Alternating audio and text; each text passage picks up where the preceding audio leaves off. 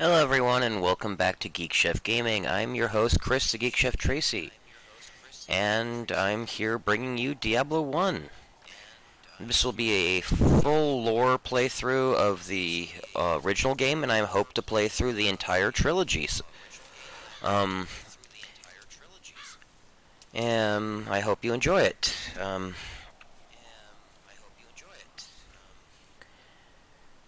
As this will be a lore playthrough, I will be playing as the warrior class, because that is the canonical one. And I will be playing solo, self-find, all that stuff. And well, this is the GOG version of the game. I do have a physical copy, so we'll see what happens. I have played through Diablo quite a few times so far, but I've never actually Let's Played it. I did a playthrough a few months ago with the Hellfire expansion on, but I've decided for this playthrough not to do any expansions because they're not canonical as far as Blizzard's concerned.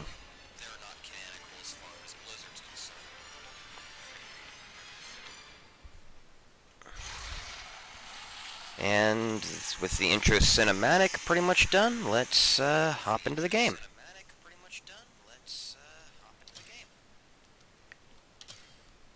What should I name him? What should I name him?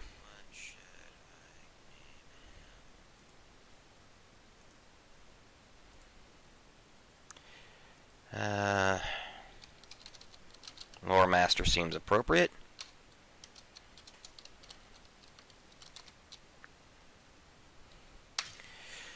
Now, for those of you who aren't aware of how the original Diablo works, is your characters are all basically different collections of starting stats, and the differences between the classes are actually surprisingly minimal and subtle. As I stated before, all starting classes have essentially this different starting stats and different stat caps. The warrior has the highest vitality and strength stat, for example. The rogue, highest dexterity stat. Wizard, or sorcerer as they're called in this game, has the highest magic stat by quite a bit. There are more subtle aspects to them, like the warrior here. He has a chance to deal double damage when striking enemies with a melee weapon. The rogue can fire arrows at twice the speed of any other character, and the wizard can cast spells twice as fast. Or else sorcerer, you guys know what I mean. And anybody can learn any spell in the game, provided, of course, that their magic stat meets the minimum requirements. And the stats themselves level up as you read more books of that spell. So you want Firebolt level 3, you have to find 3 Firebolt spells. There is, however, a class skill attached to each class. In the case of the warrior, it's repair item. In the case of the rogue, it's disarm trap. They also gain a passive ability to spot traps. And the wizard can charge staves. Staves are, but if you use the repair or recharge skills for the warrior and sorcerer respectively, you will find that they will actually decrease the maximum durability of your item that you're repairing, so it's more of a last-ditch repair thing than something you should truly rely on. Anyway, let's go talk to some NPCs. Stay a while and with poor Farnham. He is a disquieting reminder of the doomed assembly that entered into the Cathedral with Lazarus on that dark day. He escaped with his life, but his courage and much of his sanity were left in some dark pit. He finds comfort, but there are occasional bits of truth buried within his constant ramblings. This person here is Deckard Cain. Anyone who's a Diablo fan knows who Cain is. He is the lore master of Tristram, last of the Herodrum, although we're not supposed to know that yet. But anyone who's played 2 and 3 knows that, so that's not really a spoiler. It's like saying Darth Vader is Luke's father. It's something that's so widely known and constantly hit upon throughout the series after it's revealed that it's no longer a spoiler.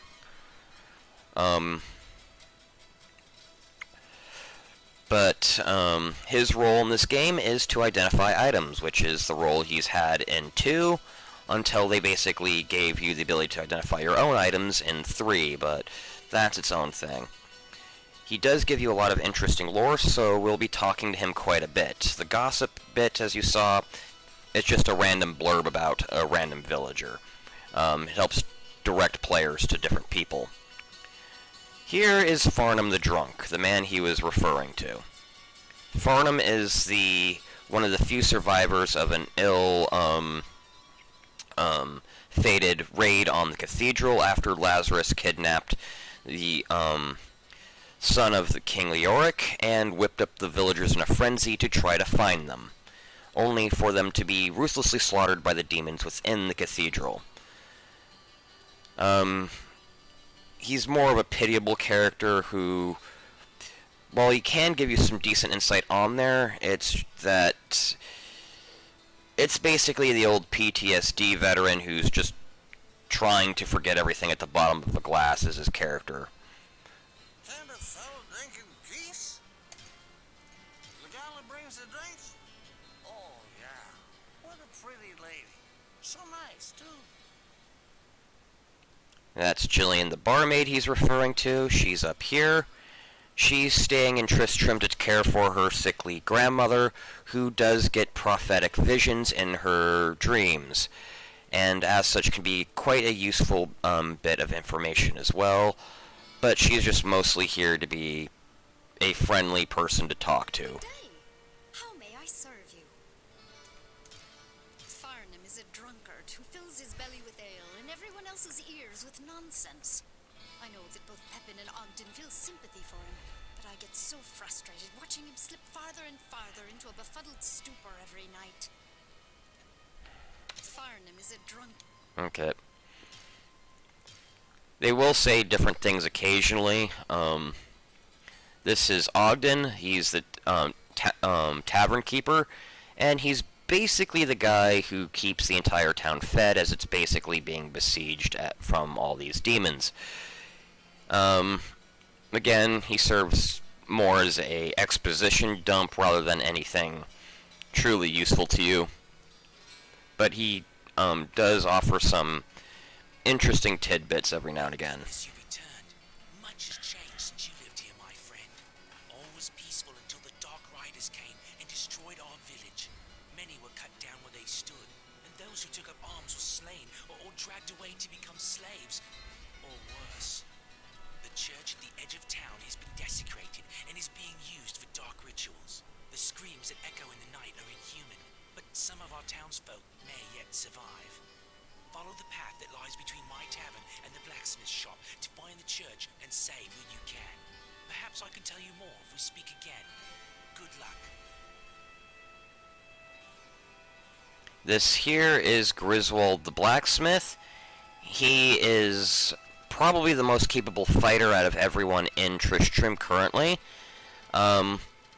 He is injured, and so he can't really go out and do things himself, and he's more useful in his forge. I'll be seeing him quite a bit as he repairs my equipment, and being a warrior, that's an important thing. He also sells base equipment as well. Well, what can I do for you? A good man who puts the needs of others above his own. You won't find anyone left in Tristram, or anyone else for that matter, who has a bad thing to say about the healer. That's Pippin he's referring to. We'll be talking to him next, if you've noticed the pattern here. Pippin is... he's the healer. Very kind and compassionate man who basically, takes care of everyone. He'll heal you to full health for free, and he's where you buy all your potions. Check with him, at least healing and restoration potions. He'll also sell you stat up elixirs late game, and while very expensive, they will permanently up your character's stats. We'll go into those in more detail before we enter the dungeon. But first, let's buy some stuff. Premium items are for the magic stuff. I don't have much gold because I just started the game, so this is kind of pointless. This will change every now and again, so it's good to check up on it.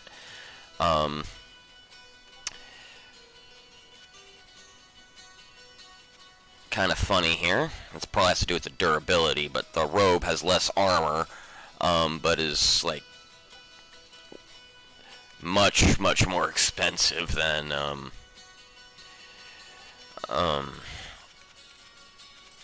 yeah, it's like 21 times more no, it's actually like it's like 25 times more expensive or something like that. My math skills aren't good right now. Saber, it's tempting, but out of my price range.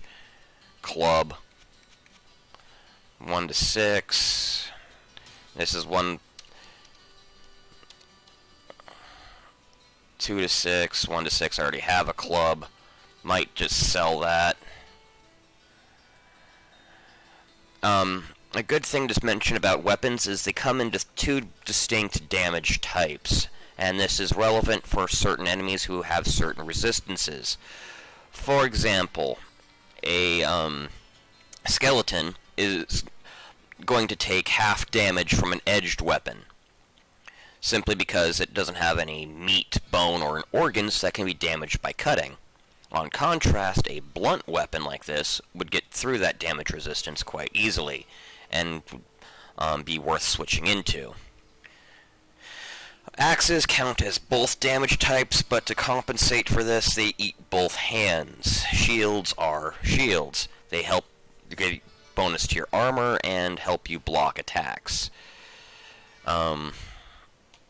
That's all there is to say about it. You got a slot for head armor, body armor, amulet, rings. You know, basic stuff. While we're here, might as well go further into the character rather than the dungeon. This is the character screen, stat screen, as you can see. Strength determines basically how hard you can hit things with melee weapons. It also acts as the prerequisite stat for most equipment in the game. That big axe you found that looks powerful, you may not actually be able to wield it unless your strength reaches a certain minimum threshold. Find an item that may, like a bow, that requires dexterity as well. So you have to make sure that these stats are high enough for you to wield certain things if they have that as a requirement. But if you actually want to equip things, strength's what you want to do. Magic's important if you want to cast spells, and I've already mentioned why having a high magic stat's useful for learning spells. It also has a secondary effect is, depending on your class, the amount of points you get to your mana stat is equal to the amount of points you dumped in here times your class bonus to mana. So in the case of the warrior here, it's 1 plus your level is your mana pool. Dexterity determines your chance to hit, chance to dodge, and helps you with the damages of some ranged weapons such as bows.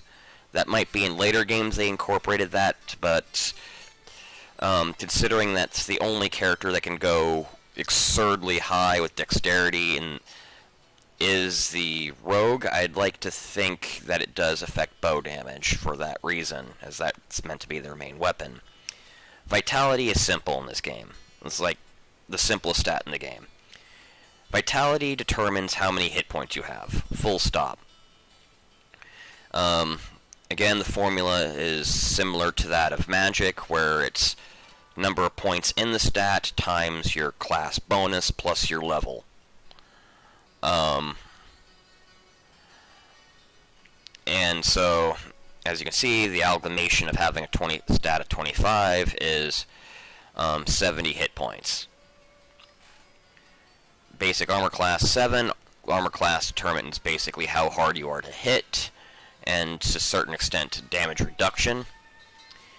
Hit, self-explanatory. Damage, self-explanatory.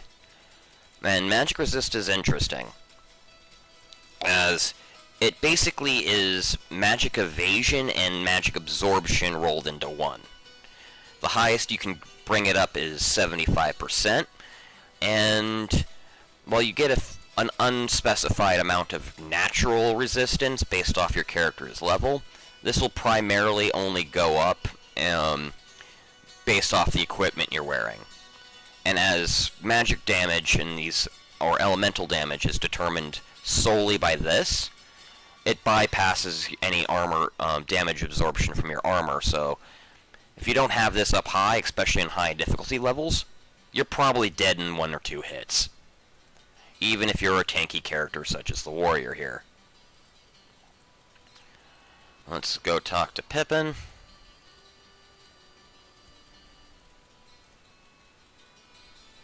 What ails you, my friend? As you see, I could buy potions from him and scrolls of healing.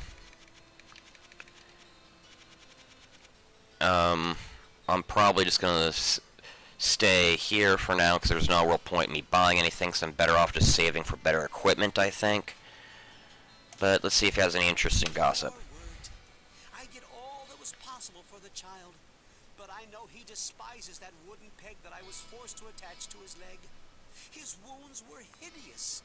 No one, and especially such a young child, should have to suffer the way he did. Yeah, when Leoric was, son Albrecht was kidnapped, as a bit of a red herring to the other villagers, several children were kidnapped as well. Wirt was one of them. And while he was ultimately rescued from the labyrinth by Griswold himself, he was badly wounded and had to have a leg amputated. It's now a wooden peg, so he's now called Wirt the Peg Leg Boy. It's left him bitter, cynical, and he's basically kind of a... how should I put this?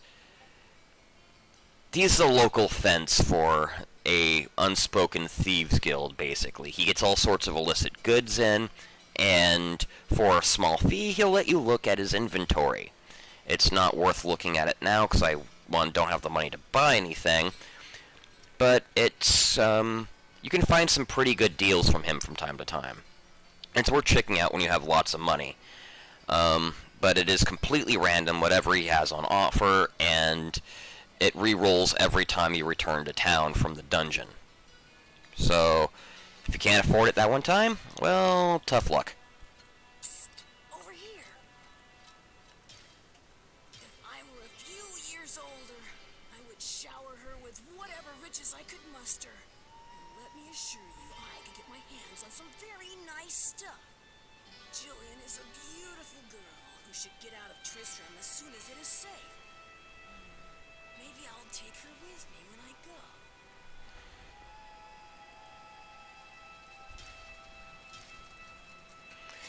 There is one other NPC in Tristram that we should introduce you to.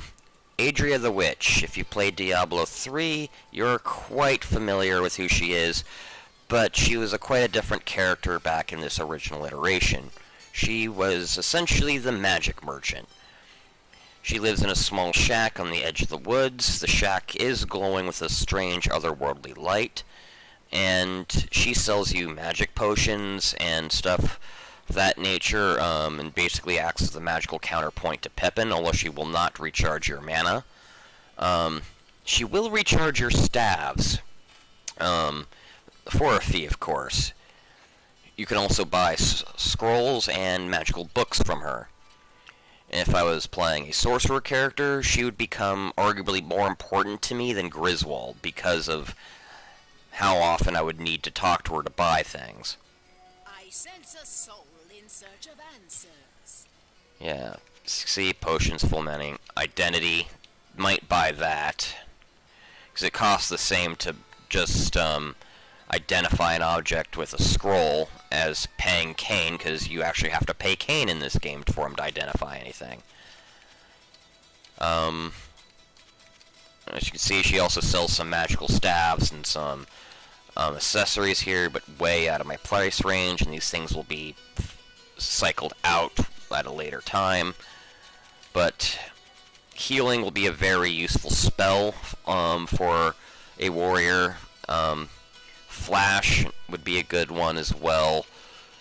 I'm not really focusing too much on,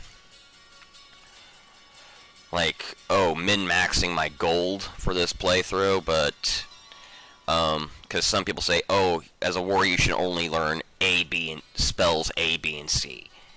And yes, if you're trying to min-max your gold and all that, that's true, but I'm playing purely PvE, offline, and all that, and there's no PvP aspects to it.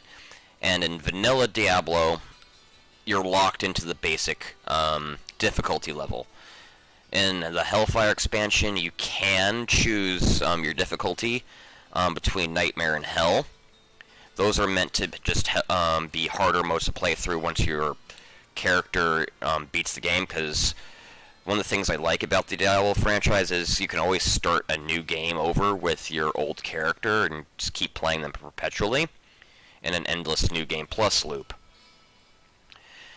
But that does get boring after a while, and the extra difficulties there are meant to add some spice to it. And let's approach the Cathedral. It's worth... And we are not getting the Butcher quest. If you get the Butcher quest, a guy will be... dying man will be here and tell you about them. As an interesting thing to note about Diablo 3, Diablo 1, which is unique to it, is the quests you get in the game, with the exception of the final two, kill Lazarus and kill Diablo, are completely random. There are several quest pools, whenever you start the new game, it will draw a certain number of quests from each of these pools. And the Butcher is widely considered the typical first quest you get, because not only do you get it before you even enter the dungeon, but it's also pretty common, dropping like 80% of the time. I'm not exactly sure of the real numbers, but it is ridiculously common. So, unfortunately, we will not be getting one of the more iconic bosses this time around, because he simply did not appear in the game this time. The sanctity of this place has been fouled.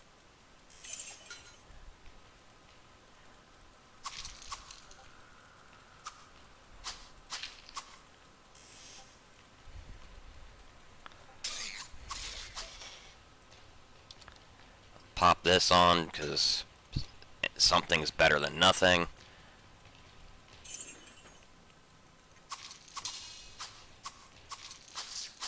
Yeah, I'm not switching to the club just yet, simply because the enemies here are so weak that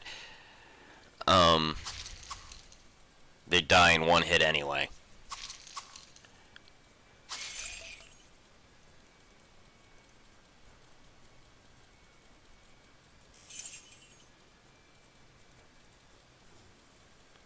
Mana potion.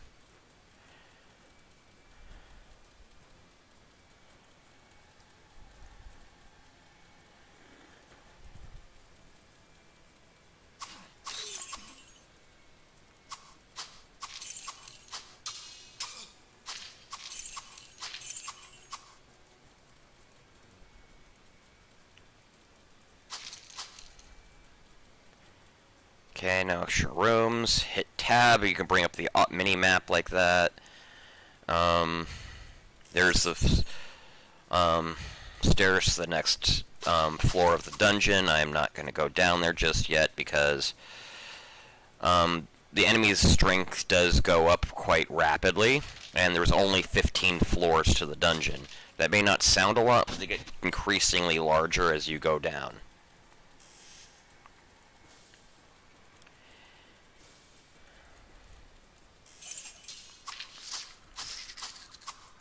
Ah, unique falcon.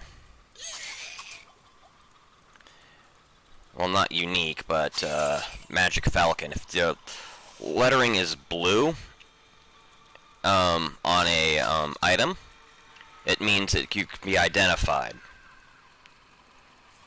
And unfortunately, until a item is identified, you cannot know what properties it has. But unique to Diablo 1 is the idea of cursed items. These aren't like in Dragon Quest where they latch on to you and you have to pay a heavy fee to a specific NPC to get rid of them. They are weapons that will actively penalize you for wearing them, and as such are worth nothing. So they're actually, you're better off selling those without identifying them, but you won't know they're cursed until they're identified. So, and they're also getting cursed items is kind of rare.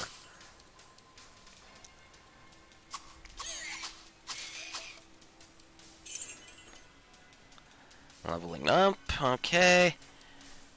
Oh, magic isn't really that important right now, so I'm just gonna dump everything into strength. Whenever you level up, you get 5 points you can dump into any stat. The points you allocate are permanently allocated to said stat, so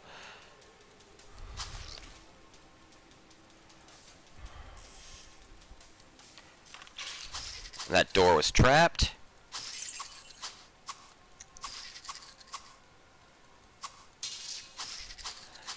As a warrior, you're going to be primarily focusing on melee, and as such, it's best to use choke points such as doors to thin the herds, because if you get surrounded, you're dead in seconds, especially in higher difficulty levels. I found a shrine. These offer a random effect. It could be beneficial, it could be negative, it can be sideways. It can change all my potions into health potions, which would be really good, or it can turn them all into mana potions, which would be bad for me, but since I only have 2, it's not that big a deal. I don't really need that right now. Tempted to go back to the surface, get that falcon identified, because that's actually a pretty decent one. And since I put all those points in strength, I now, well, I had it from the get-go, but yeah, now I'm definitely over its requirements. Okay, that's a healing potion. That was kind of wasted. Oh, it gave me Intravision. Infravision, so I can know where all the enemies are located on this.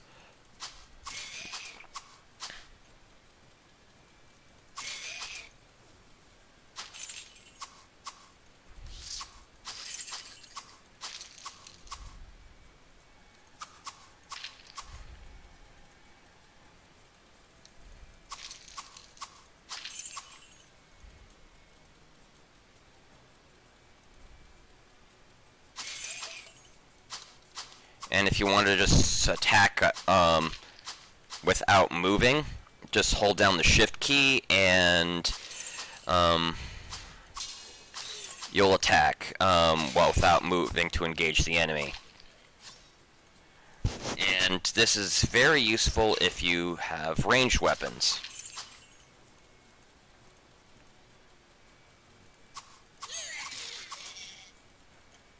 In fact, I might just equip my bow and just shoot all these people through the grate here. No, it's just going to be faster if I do it this way.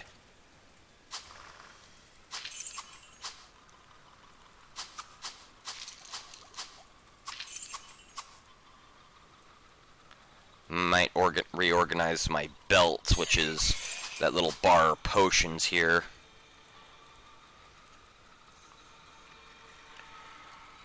Because the scroll of healing will be useful, that's useful, the magic's pointless at this point. Might just sell those potions because I don't know any spells yet. My inventory's almost full.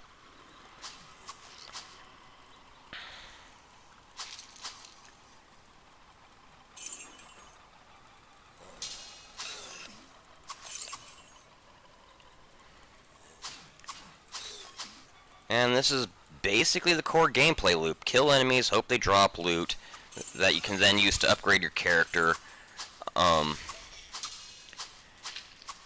And keep killing them until you level up. That's essentially how the game works.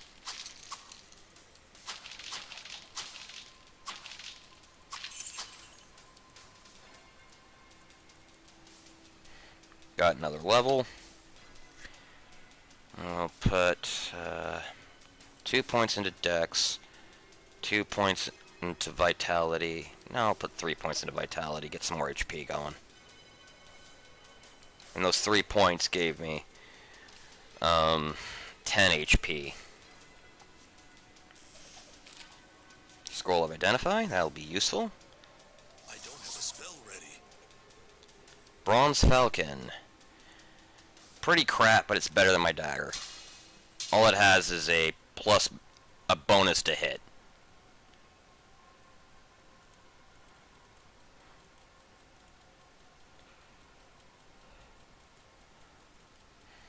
I'll head back to town now to just sell off my crap and see if I can't buy something better. If not, I'll sell off the Falcon and all that, because what's the damage on this thing? 4 to 8. So if I can find better, I will do so. Unfortunately, I do not have a Scroll of Town Portal, or have had that spell learned yet, so I have to do it the old-fashioned way of walking. One of the advantages, though, of the expansion, though, is it has a run option, which basically doubles your movement rate throughout Tristram. When you're in town only, at least.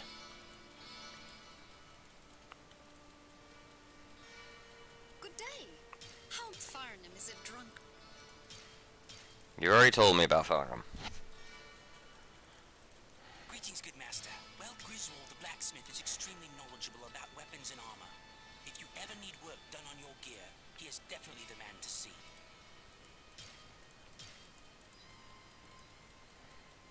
Well, what can I do for you? Oh, Gillian is a nice lass. Shame that her Gamma is in such poor health, or I would arrange to get both of them out of here on one of the trading caravans.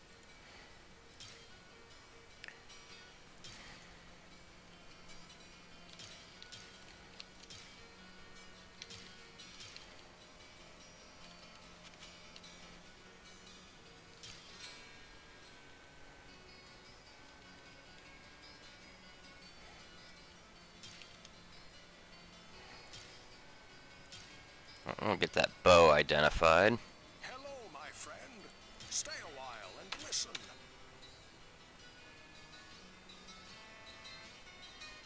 Okay, that's a nice little pay Well, difference. what can I do for you? Sell weapon, bow piercing. Yeah, it went from 25 to 325. Repair. Okay, 730. Buy premium item. Mace of sturdiness, high durability, blonde sword of readiness, can't afford. Club of dexterity. Don't really need it. Bronze club of piercing. Blade of quality.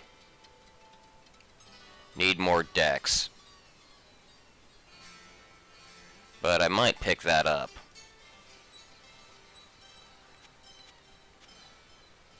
Strong robe.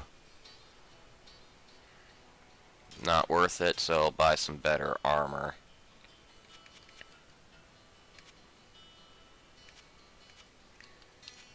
Yeah. Some leather armor seems fair.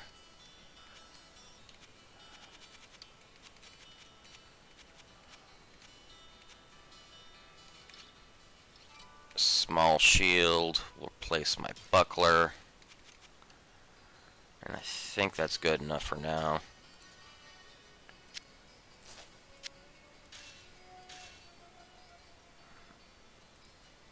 Well, what can I do for you? And I'll buy the skull cap, because why not? It's better than my current armor.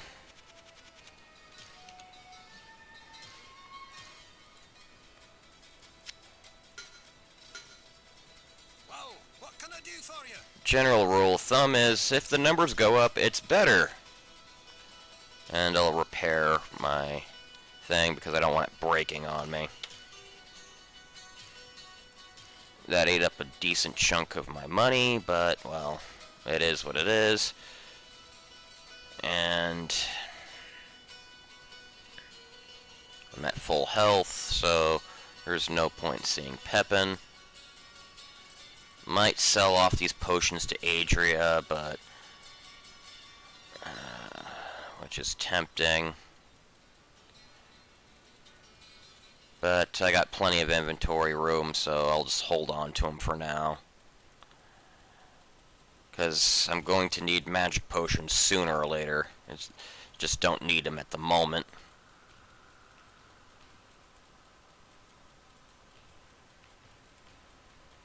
You'll also notice that my character's model has changed slightly as my equipment did, which was a nice touch, which was not really seen too much in games in the mid-90s.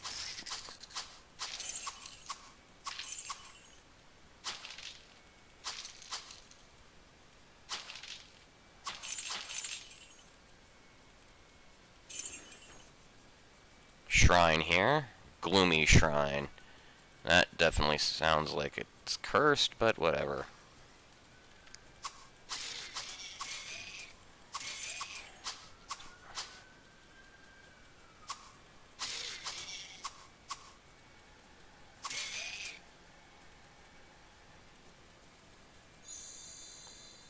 Those who defend seldom attack. Bonus to armor class, minus to hit.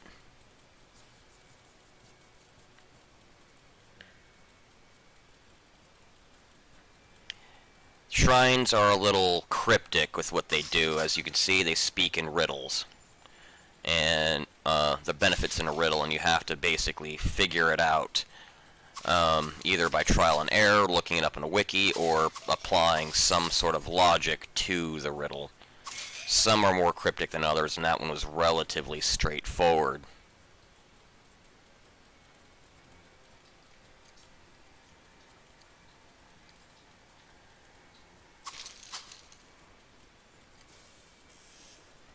Oh, bookshelf.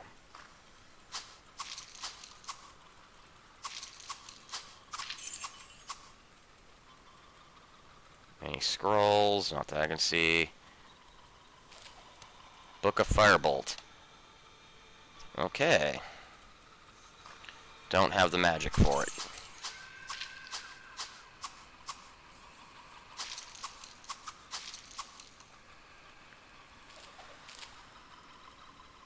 Well, it'll be useful. Cap I just found. More scrolls of identify. Scroll of healing. Book of Holy Bolt. Yeah, those are going to be useful. Cap of Thorns. Yeah, that's better. Same armor. Well, a little less armor, but that bonus to makes that better.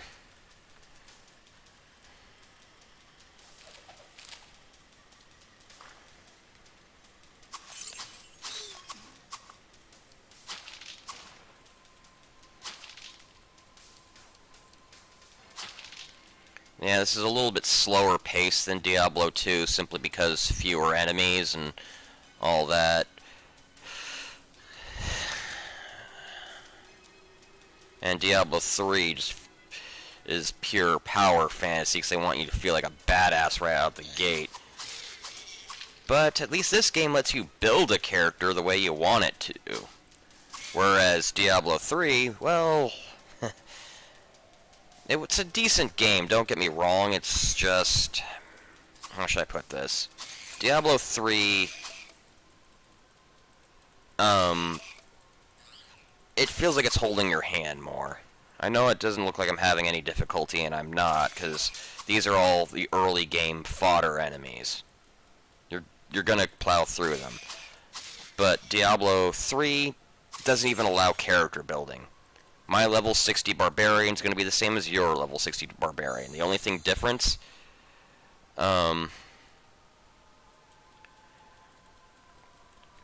is what equipment we got.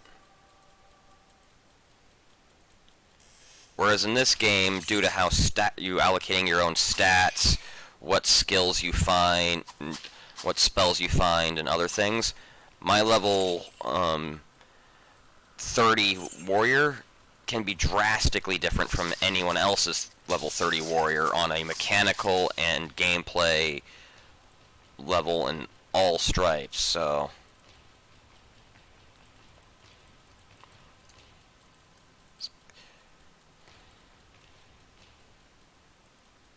okay, nothing's over here. Inventory's getting a little full.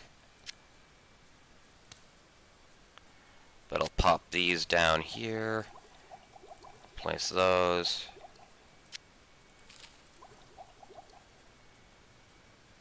Might drop the rags because they're not worth shit. But at this point in the game, even a little bit of money is decent. Once you start getting into higher end gear or nightmare or hell playthroughs, being a little bit more selective with what you pick up is wiser. But things are so short and cheap at the beginning that, well, you kind of need to gather everything.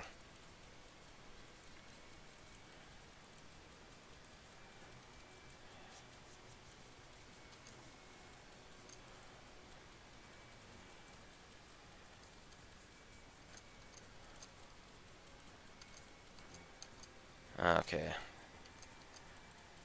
I thought that was a door there, but it's not a door. Okay.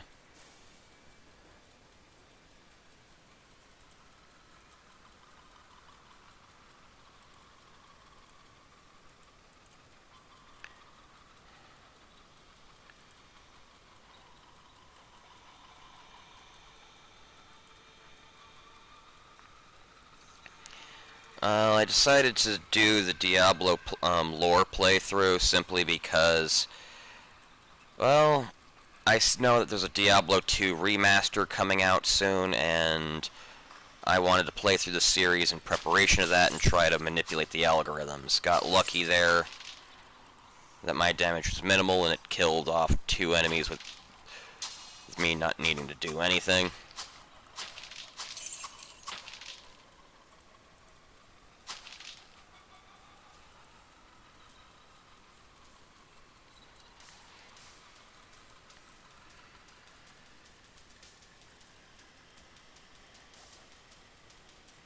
And that's the whole floor. So I'll pop back into town, sell things, and wander into the next floor down.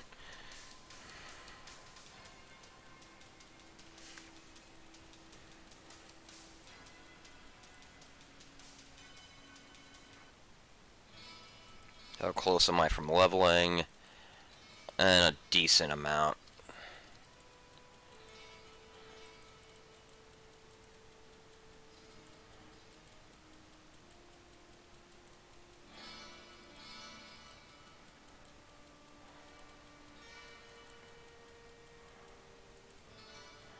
Do I have anything that needs to be identified? Hello, my friend. No. Stay a while and listen. The story of Wirt is a frightening and tragic one. He was taken from the arms of his mother and dragged into the labyrinth by the small, foul demons that wield wicked spears. There were many other children taken that day, including the son of King Leoric. The knights of the palace went below, but never returned.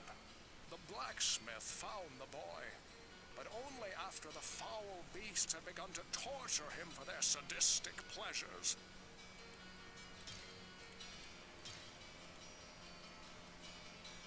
Well, what can I do for... I was with Fern on that night that Lazarus led us into the labyrinth.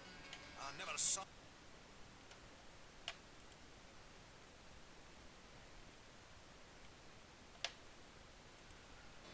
Well, another did mal I cannot fight this battle for him now. But, what if I could?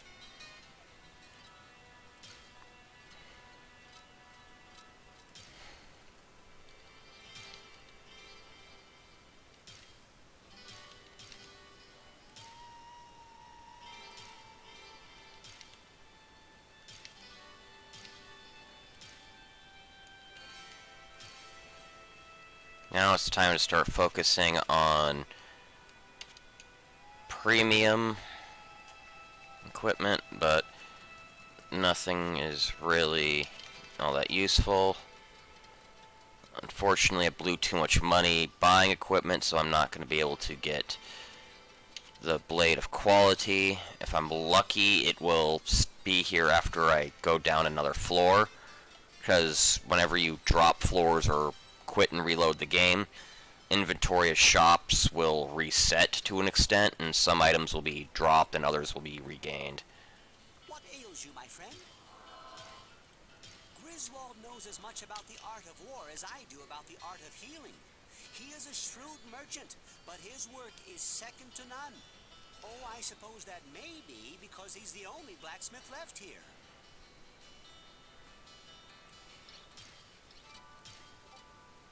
Do I want anything?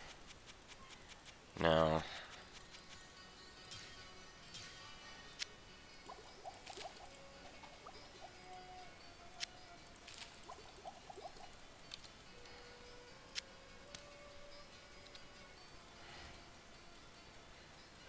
And as I'm by myself, I could just dump the books on the ground here, and no one will be here. Well, no one will steal them. And your town portals will pop up here whenever you get them.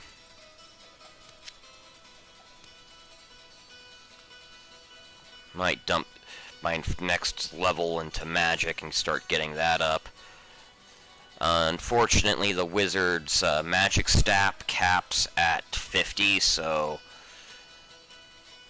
that's going to be... that's ridiculously low, so... but it does mean I'll have to work just to learn basic spells. But some of those spells, especially like Holy Bolt, surprisingly useful.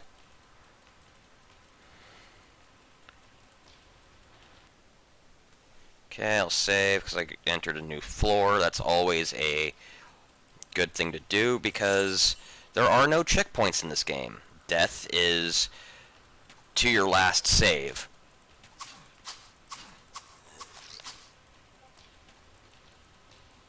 Okay, there's somebody shooting at me.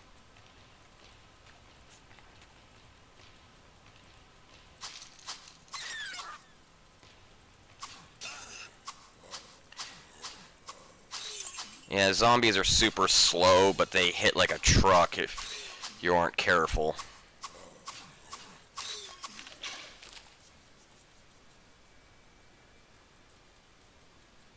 Scroll of Inferno, that'll be useful. Oh, I can't use it yet.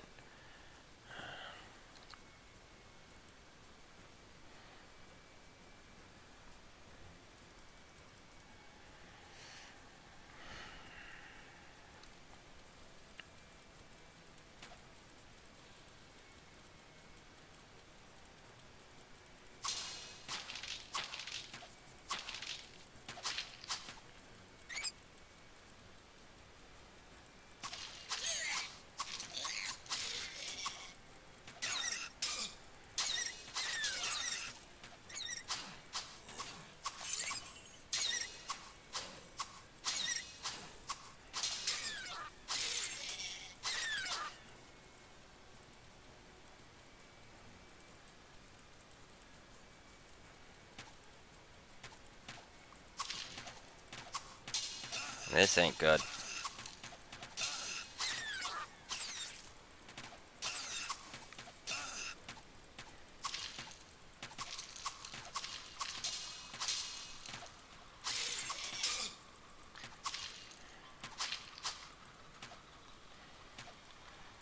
Yeah, a large room full of ranged people with no real checkpoints to negate it. It's kind of like the worst thing for warriors.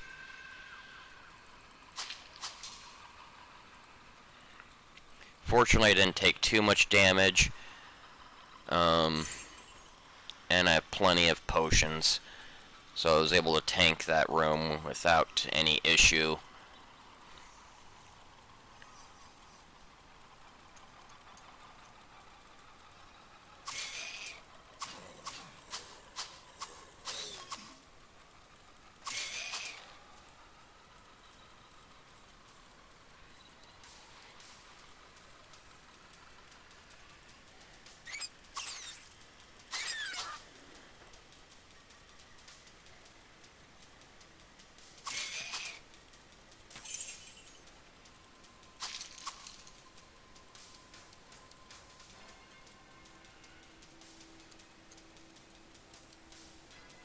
But every enemy in the game is attributed to one of the three primevals.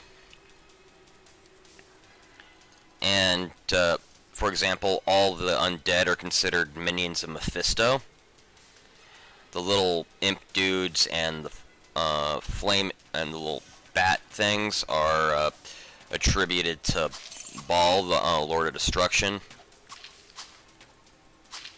At least I think they are. It might, the little bat dudes might actually be Diablo, but the three primevals are Mephisto, Lord of Hatred, Baal, Lord of Destruction, and Diablo, Lord of Terror. Oh, Warhammer, that could be useful.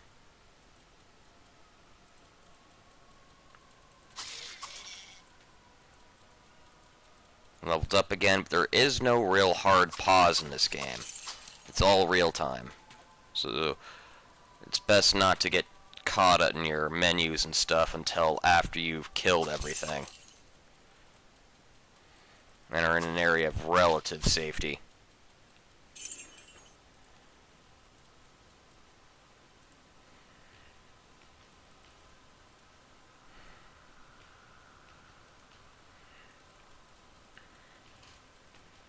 There, that should give me enough magic for a bit.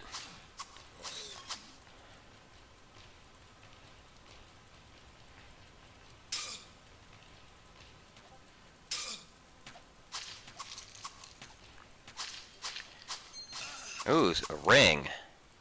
And I have scrolls of identify. I don't have a spell ready. Nice. +2 to all attributes. That'll be handy. I don't have a spell ready.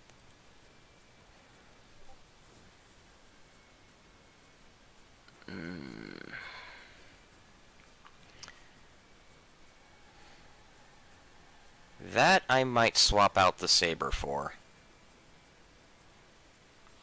Oh yeah, I'm swapping the saber out for that. Yes, I'll lose the shield, but it's worth it. Staff of Charge Bolt. I don't have the magic stat high enough to use it, but that's fine. I will ready the scroll, though. Inferno is basically a small flamethrower spell.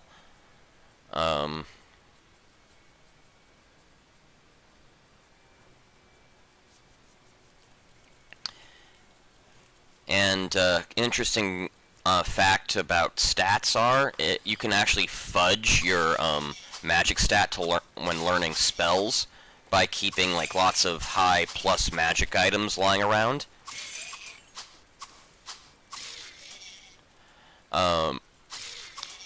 And so you can just pop on like a +5 to armor, magic armor and a bunch of that, and just artificially boost your spell to learn things that you normally wouldn't.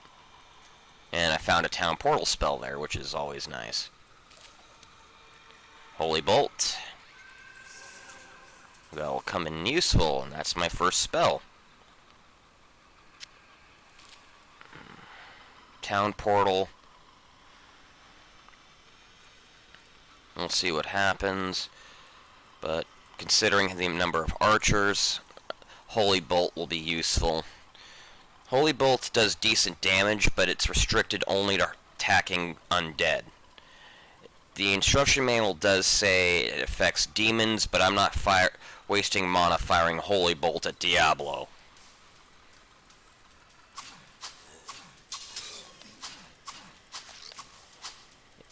as you notice, there's some behavioral quirks. The fallen ones, which are these little imp characters, they don't really like, they're cowardly. If you kill someone near them, they'll run away for a bit. This prevents them from ganging up on you if you play well, but it can also be a detriment if you're chasing one and it runs into a room full of other enemies and you end up getting swarmed.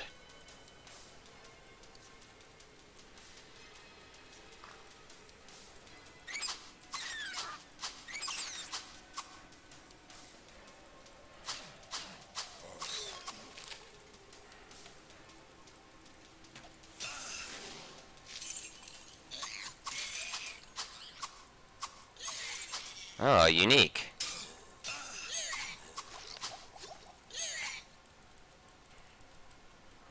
Now is the time for Inferno.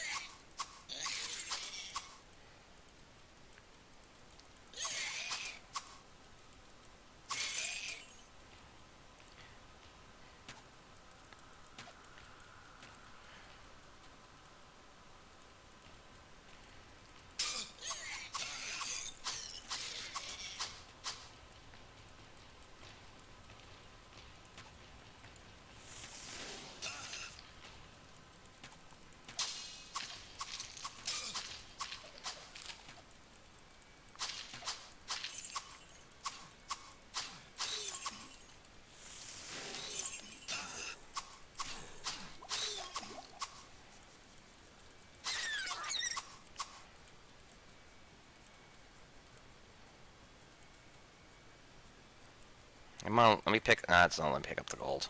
Yeah. Oh, lightning scroll. That'll be useful. Pop that while I can. Move that down. I shall use that. +5 to magic. Just because of the bonus, it's better than that one, because it's better to have something than nothing.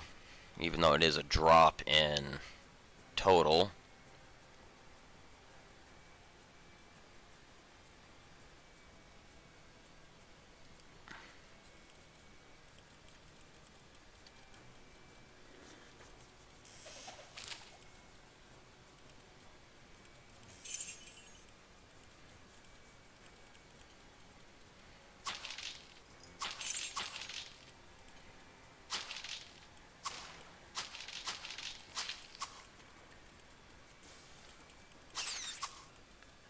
Anything here?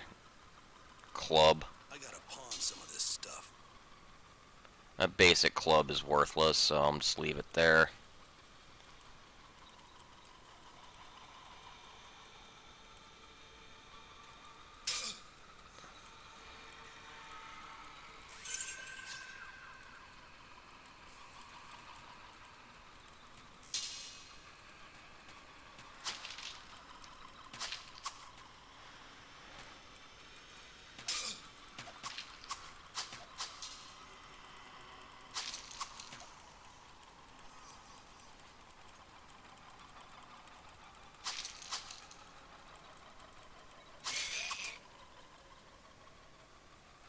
I gotta pawn some of this stuff. Yeah.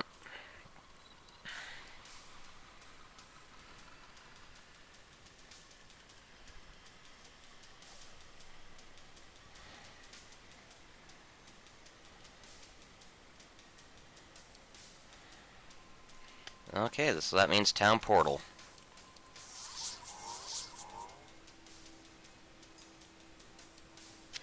Did I hope I used only one.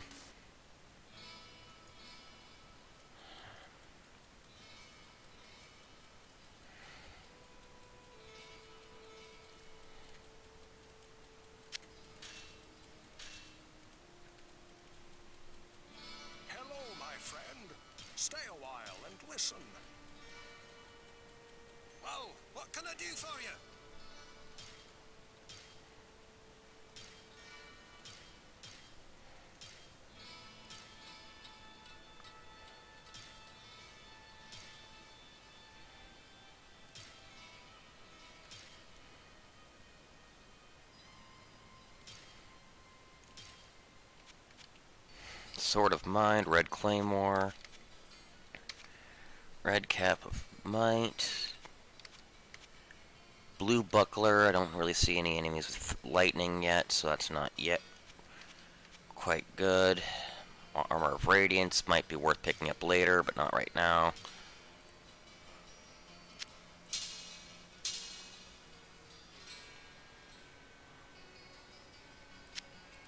Oh, I can use the shield with it, so that's even better. So, yeah, the Falcon goes bye-bye. Well, what can I do for you?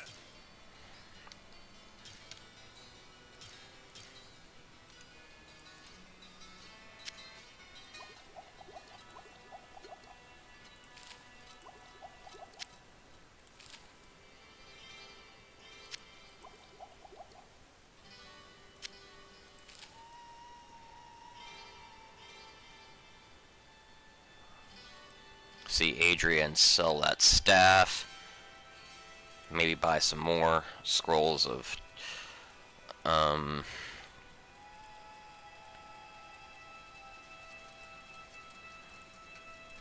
portal, but first I'll see if I can't use these books. I don't have a spell ready. And if you need more detailed information, you can hit the spell hotkey or the book, and it'll give you detailed information. Firebolt is half as powerful as Holy Bolt, but costs as much mana, and like I said, Holy Bolt is limited. But considering the only ranged enemies I've been seeing so far are undead, it's best to stay with Holy Bolt. I don't have much mana, only 35. But hey, having something to take out ranged people is better than nothing.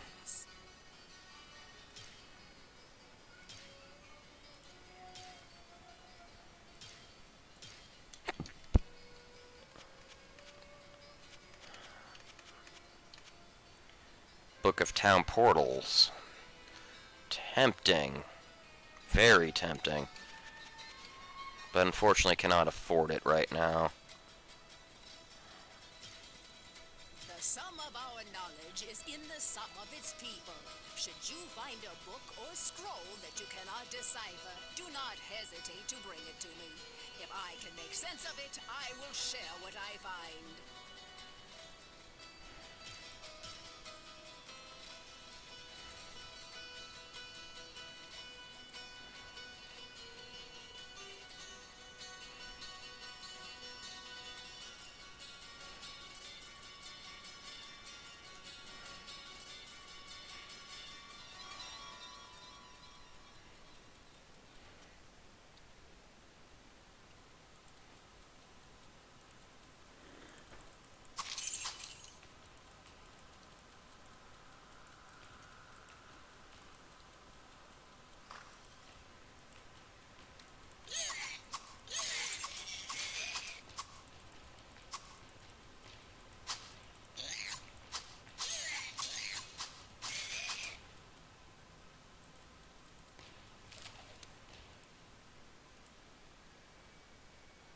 I'll save that for now.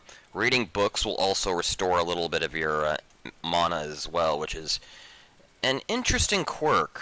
It can save you some potions when you're low. Low on mana. And that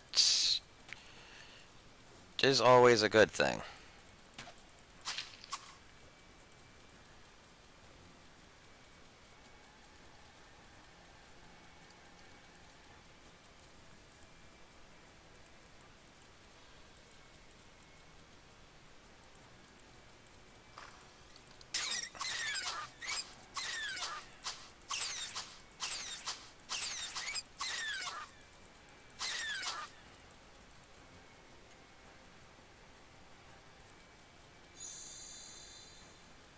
Strength is bolstered by heavenly faith.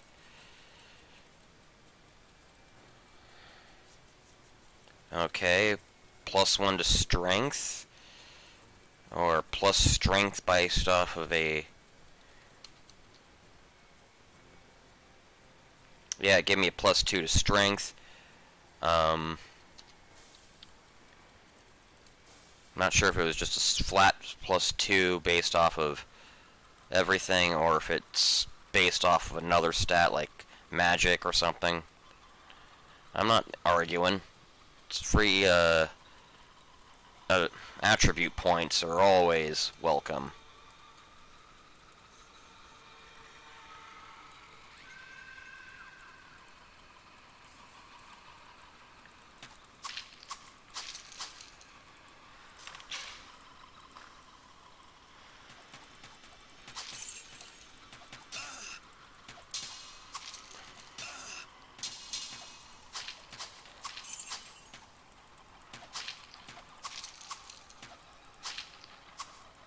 Okay, my shield's low in durability. I must have forgot to repair. But that's fine. It's also worth noting that just because you can read a book once doesn't mean you can read it again, because every time you read it, your spell will go up a level. And the magic requirement to raise it another level will go up. The max any stat can go is 255.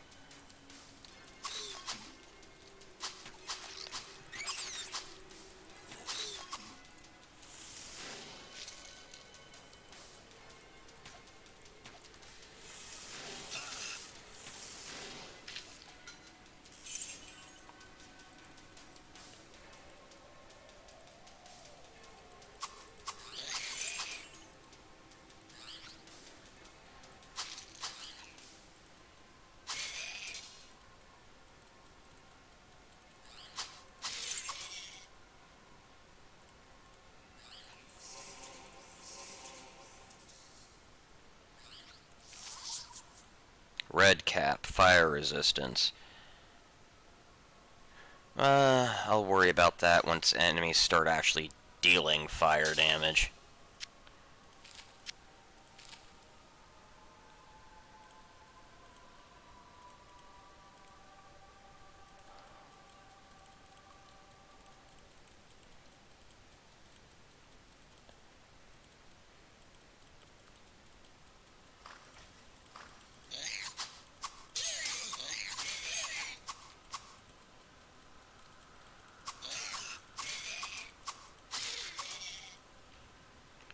Okay, magic rags.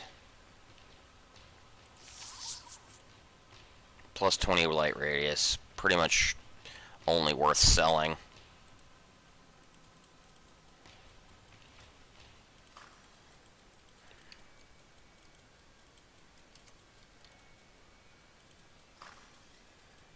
I see light radius as a decent, like, third or fourth thing on a piece of armor, but if it's the sole thing, you might as well just be using non-magical, because it's just not worth the repair costs.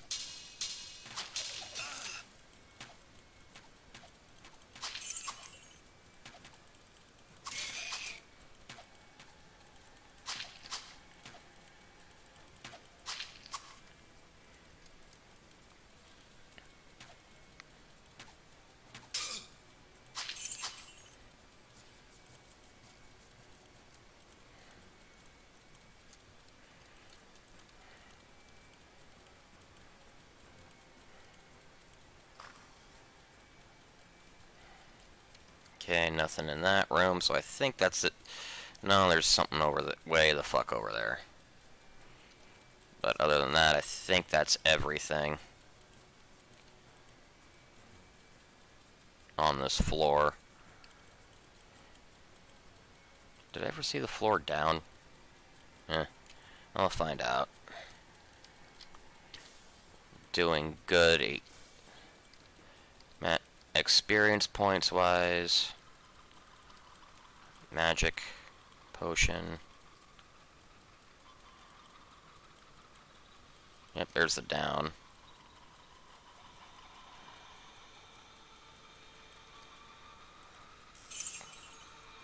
I think I forgot some axes up near the northern end of the dungeon as well, but That's only like, what, 24 gold? And they'll be irrelevant by the time I...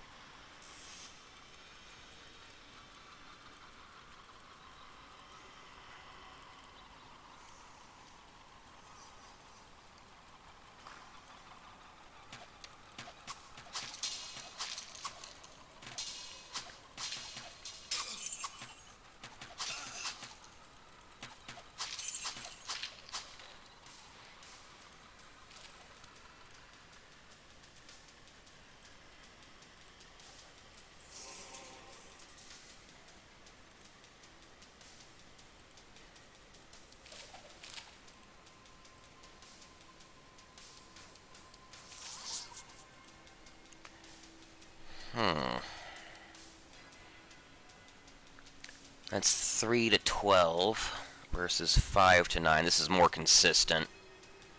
Not 6 to 10 versus... Yeah, this is just better. More consistent. More durability, too. So that gets sold.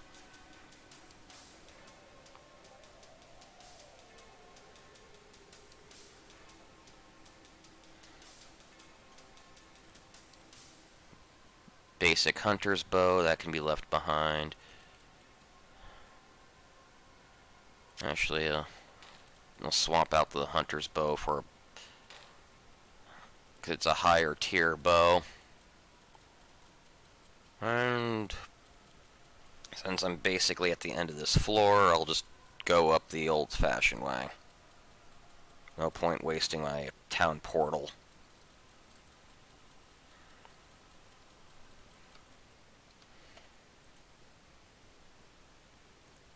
Okay, well, here it is. I'm an idiot.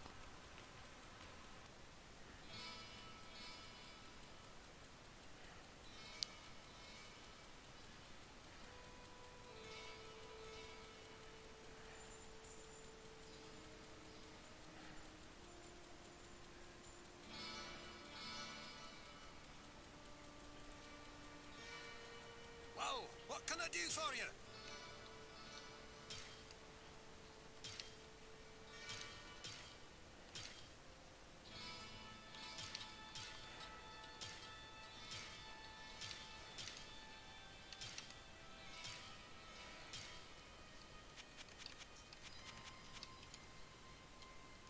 Blue buckler.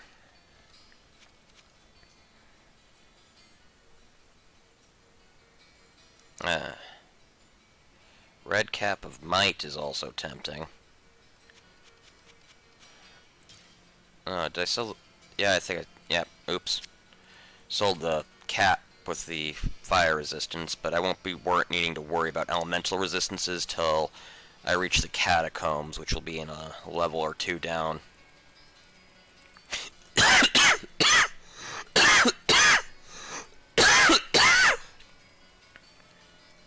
What ails you, my friend?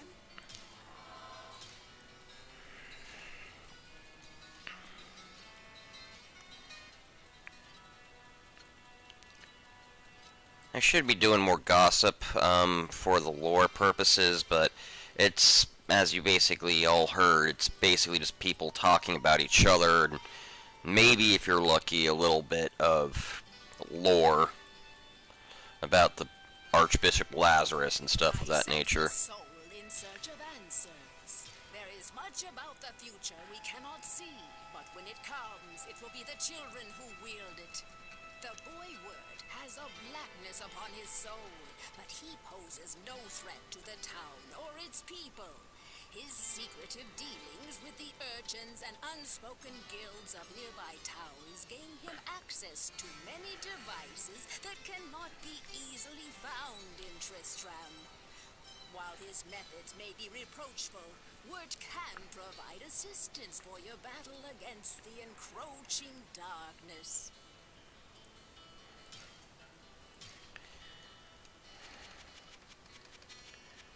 Any books? Nope, the books are no longer there.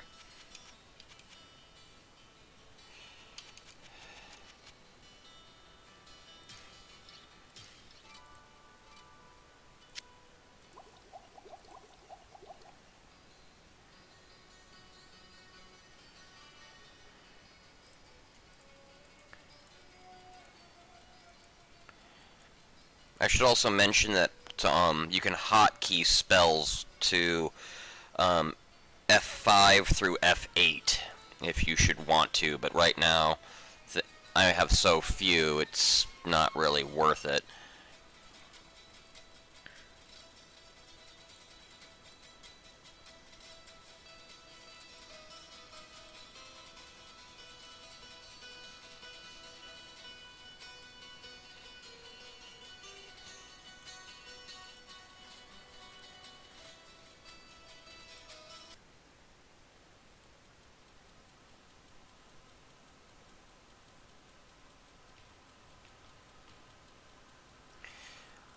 A note on potions is they will heal for a random amount based on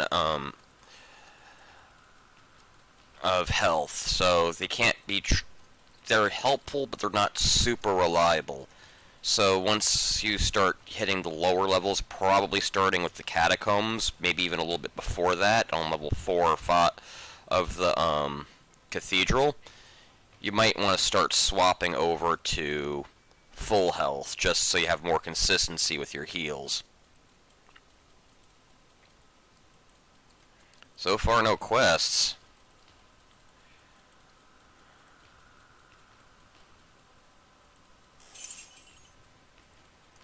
Up, save for his new floor.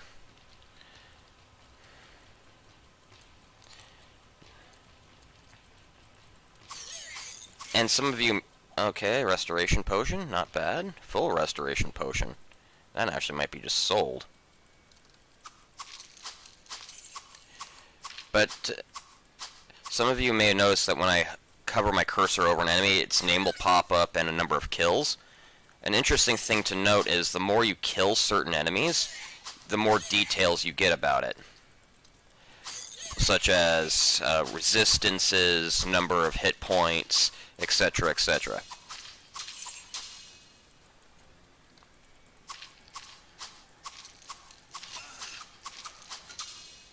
Yeah, Warhammer versus Skeletons. Very, very good matchup for me. Might have threw a few holy bolts there, but didn't really need to.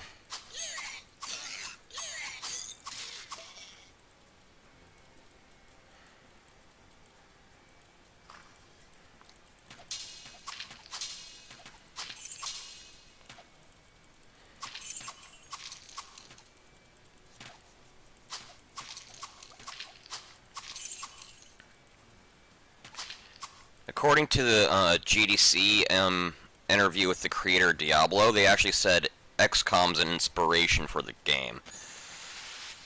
Oh, I wish I would have found that out sooner, and it can just lightning down that entire group, but okay. Yeah, it is what it is. Alright, I'll dump 3 into Dex, 2 into Health, because I need to get my Dex up a little, so I can maintain my to hit, because enemies are going to start evading attacks soon. Plus 10 to magic, though. That's surprising.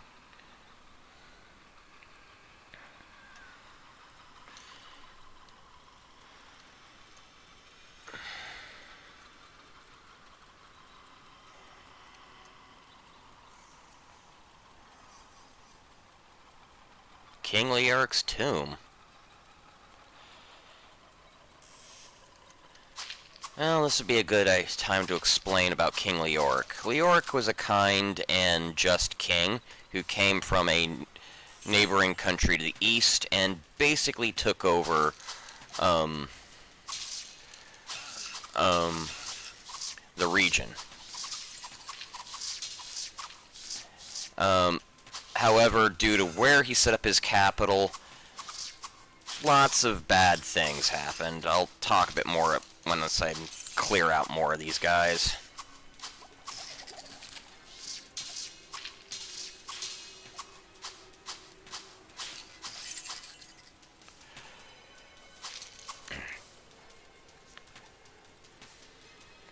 He chose the Tristram because it was the home of an ancient Herodric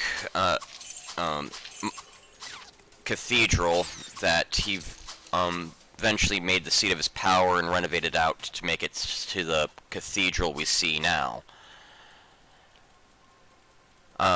However, unbeknownst to him, the monastery was the prison/holding area for Diablo's soul stone. So he slowly got corrupt, and so the occupation by Leoric worked to Diablo's advantage. Using his influence, he started to drive his chief advisor, the Archbishop Lazarus, kind of crazy. And Lazarus, running deep into the labyrinth underneath the cathedral, destroyed a soul stone, allowing Diablo's presence to be felt more in the mortal realm. In this fervor, he influenced Lazarus and basically converted him to his. Diablo converted Lazarus to his cause and convinced Lazarus to have Leoric be his host and try to possess him. But Leoric was a strong man with who was big on faith and was able to resist Diablo, but not without great cost. The struggle against Diablo drove him completely and utterly insane, and he took that insanity out on his people, eventually forcing him to be slain by his own men.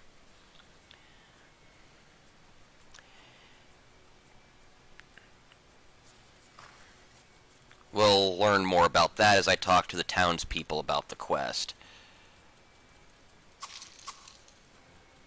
But the Skeleton King, as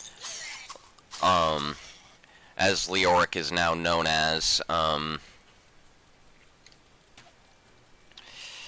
is one of the more iconic quests, so much so that they brought it back for 3 as a full-fledged major boss.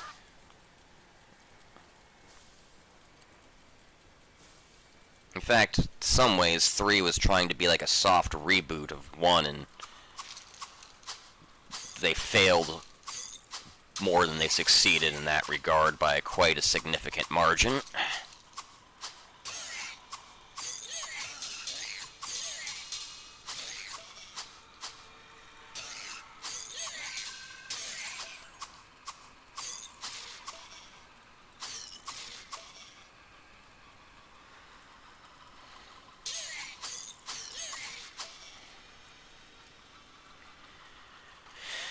How's my inventory looking?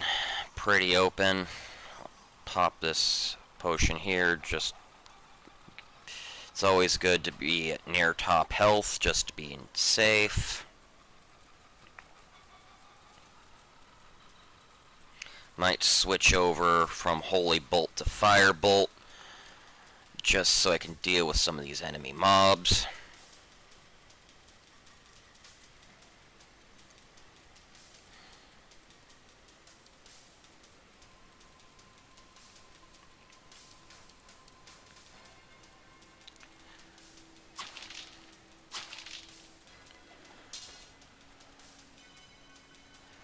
I am looking forward to getting into the Diablo 2 playthrough, though, because I haven't played through Diablo 2 in like 15 years.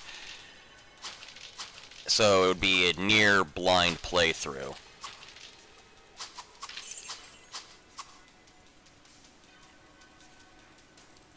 Because after that long, unless you played the absolute crap out of it when you were playing it, you've probably forgotten a good amount of lore, enemy location, enemy weaknesses, and it's going to be as close to a blind playthrough a veteran of the game could have. I didn't play too much of 2, unfortunately, because when I first bought it, my original computer couldn't handle it. And then when I did eventually get a laptop that could handle it, I was busy with culinary school and other things, and just couldn't really play it as much as I would have liked. Okay, that's a fortunate level. That restored all my health and mana on its own. Firewall scroll will be very helpful in Leoric's tomb, because it's packed wall to wall with skeletons.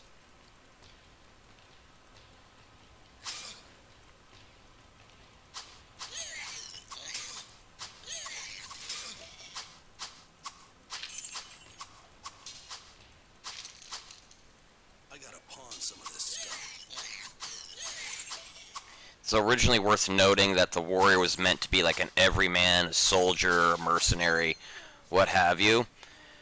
But 3 incorporated several retcons and made the warrior essentially the Leoric's unofficial heir, as you are actually his oldest son, whereas originally Leoric only had one son, and that was Albrecht.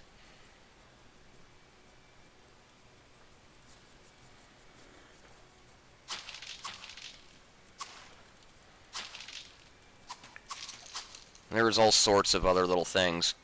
Chris Metzen he was a major influence on the story of pretty much all of Blizzard's key properties: Warcraft, Diablo, StarCraft. But my biggest problem with him is he basically ended up getting a hard-on for telling the same story over and over again, like, in different ways. Like, I see, like, the redemption of Kerrigan in a weird way as being parallel to Thrall redeeming the orcs in Warhammer. Not Warhammer, but Warcraft.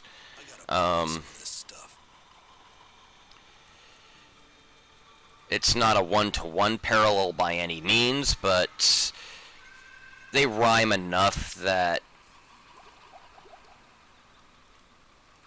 well, it's worth looking into. Okay, I'll do 2 into...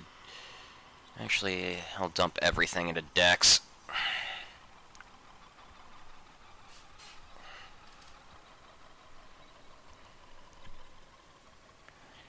And as I'm got full inventory, I might as well head into town.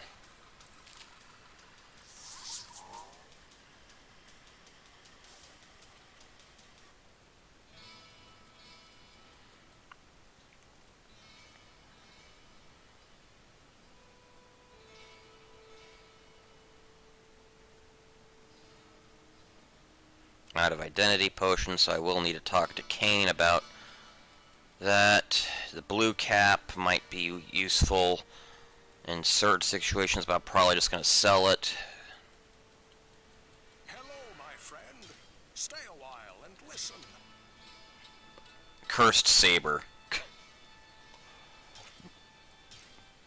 Because that was a -6 to hit. Well, what can I do for you?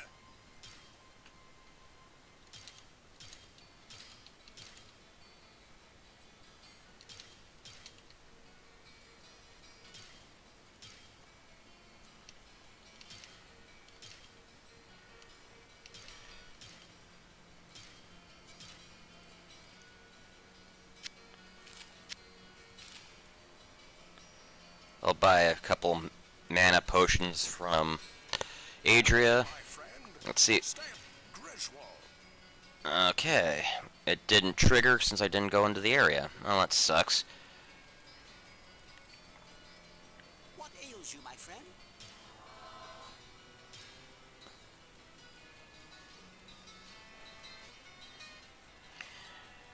Healing scrolls will cast the heal spell on your character at a random level. And this often means it's more powerful than an individual healing potion, at least non-full heal ones. but they take longer to use. I sense a soul in search of answers.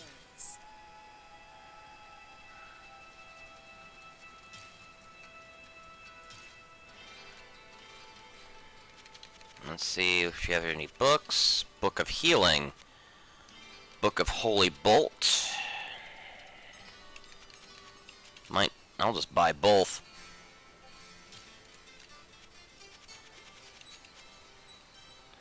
Because I'll probably get enough to get another level of Holy Bolt soon. The heal spell will be useful. Get that out of the way. Buy another couple scrolls of Town Portal. You can buy as many of those as you want from her.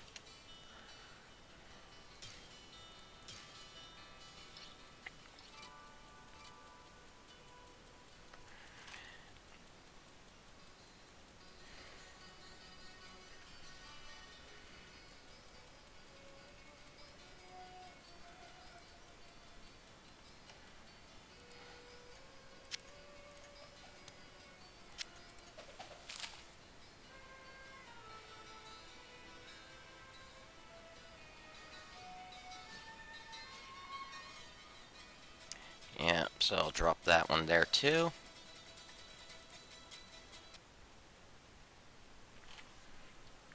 And unlike Diablo 2 and 3, you can't just press a button and have all the items on the ground be highlighted.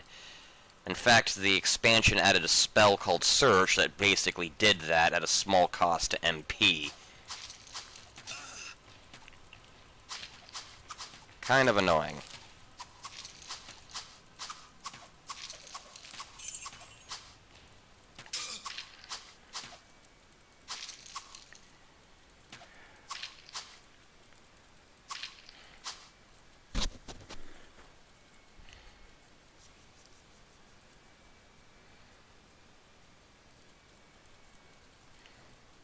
I'll clear out the dungeon a little bit more before I do the quest area.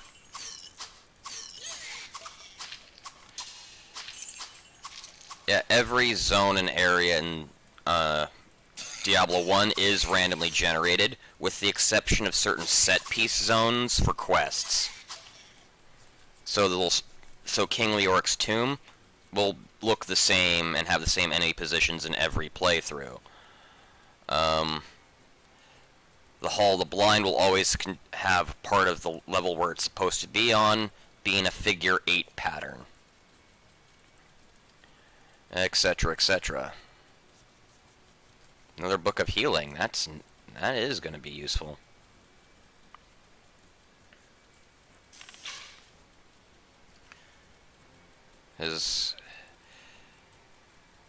A lot of people swear by the Mana Shield spell in this game, and while that does work wonders for the Sorceress and to an extent the Rogue, because they have large MP pools, the Warrior, it just acts as temporary hit points, because you're going to have so many hit points as the Warrior that it becomes, in my opinion, kind of redundant. And you're better off using your MP for other spells. Healing, I would argue, would be more useful to a warrior than Mana Shield, because another Book of Holy Bolt.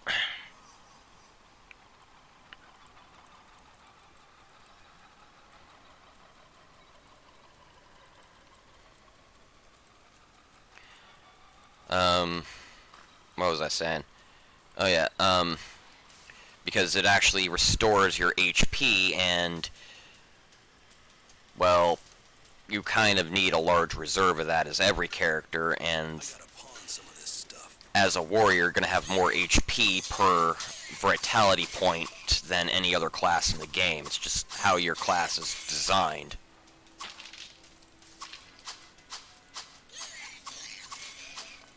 I have a soft spot in my heart for probably the Rogue, as they're the most balanced class. They can do everything. And if you get a high-level bow, it will basically dominate the game for you because you won't actually ever get near any enemies.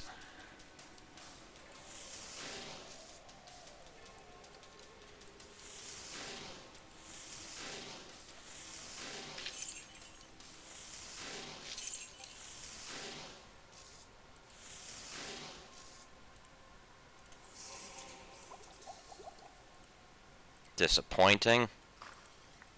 Got a little greedy because I had the book there. Well, Book of Firewall. Too much baggage.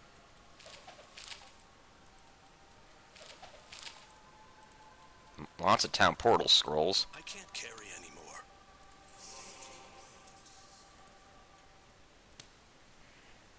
Yeah, I'm overloaded in scrolls. Holy fuck.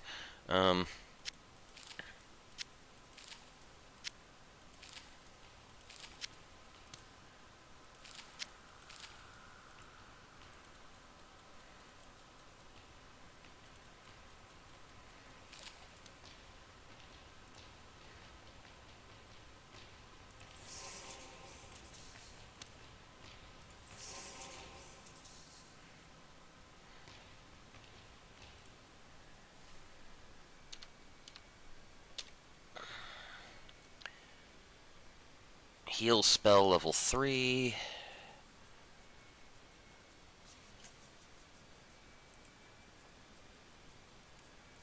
Okay, not too bad. Not too bad.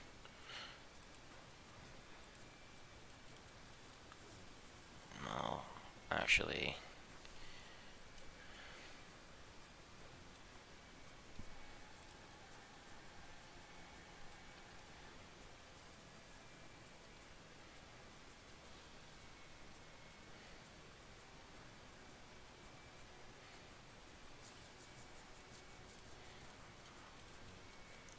Get some hotkeys going.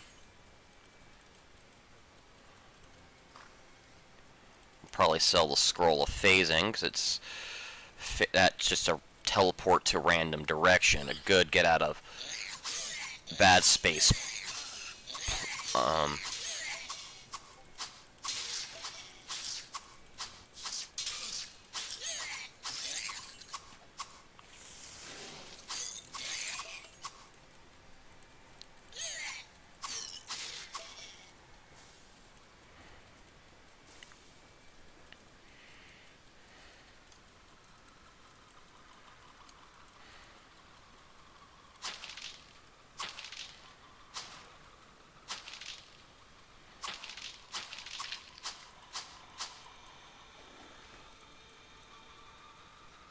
I gotta pawn some of this stuff.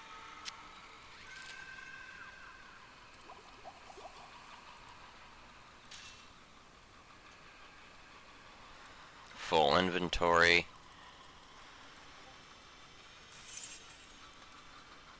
Money, that's fine.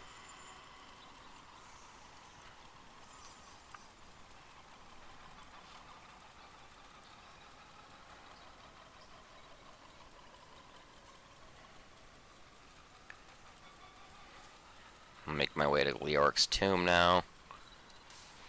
Lots of spell books found, so this has actually been a decent enough run. Unfortunately, for me, I need more spells. Well, spells aren't the focus of this character.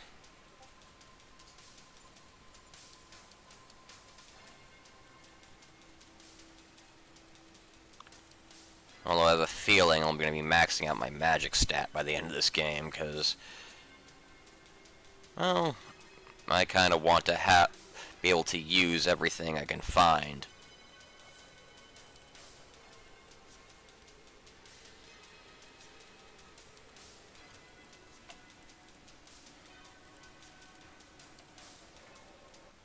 The warmth of life has entered my tomb. Prepare yourself, mortal, to serve my master for eternity.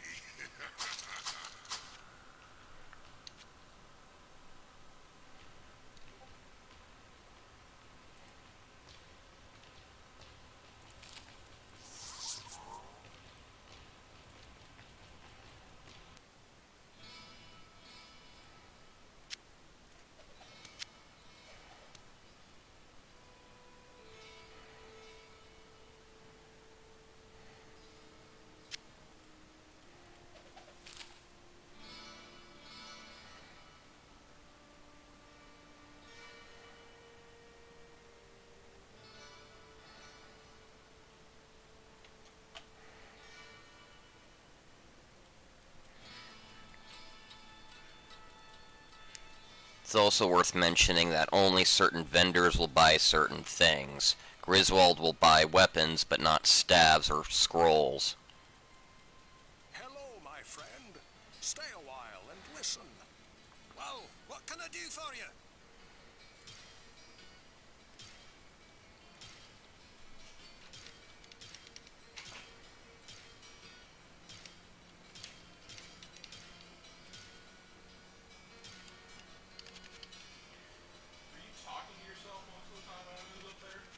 I'm streaming right now. Armor of Skills, tempting. Flail of the Bat's tempting. Let me use my heal spell more often.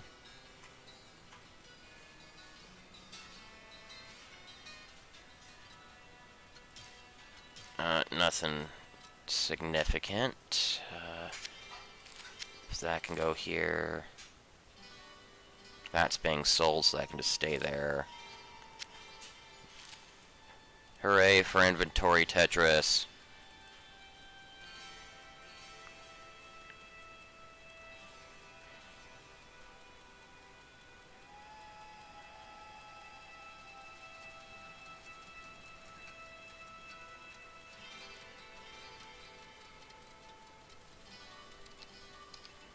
Oh, it didn't even show up as a quest. Huh. I sense a soul in search of answers.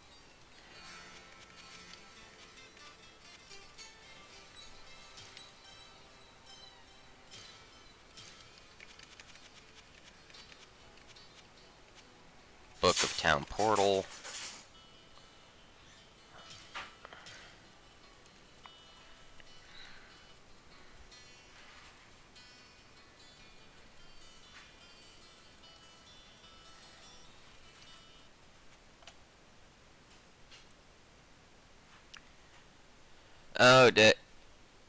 Oh, I'm sorry I missed you, Dung. I don't have a single monitor set up. As far as those flings are concerned, it's, yeah, I still have the team. I just missed the, deadline.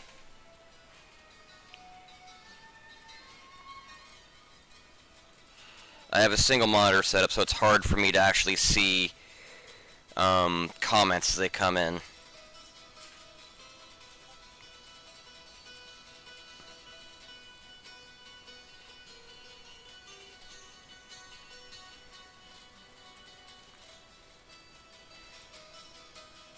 What ails you, my friend? What ails you, my friend? Yeah, they're not saying anything. But anyway, time to go back and smash some skeletons. But I still have the flings from Diablo 2. I just missed the deadline. I'm probably going to get in next season if I can. But I joined the clan ladder. Warmth of life has entered my tomb. Prepare yourself, mortal, to serve my master for eternity.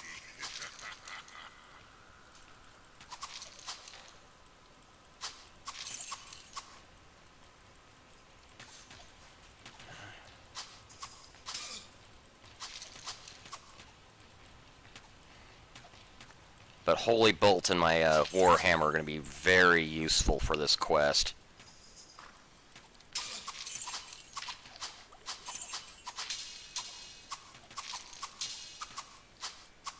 Because every enemy in here is classified as undead.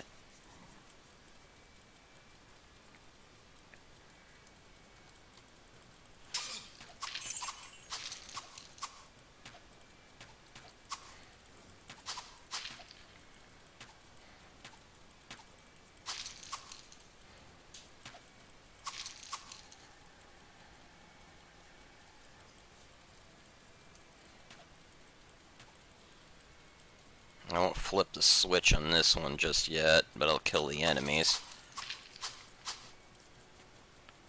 Because once both switches are flipped, I'll open up the boss room. And I don't quite want that just yet.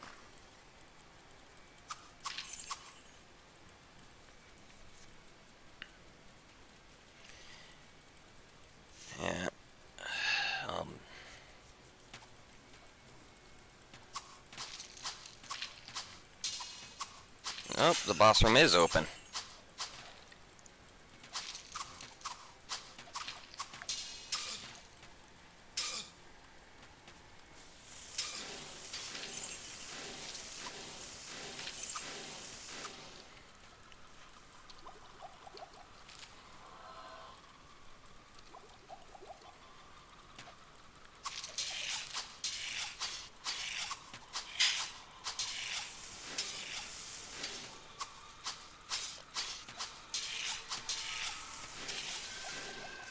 Rest well, Leoric.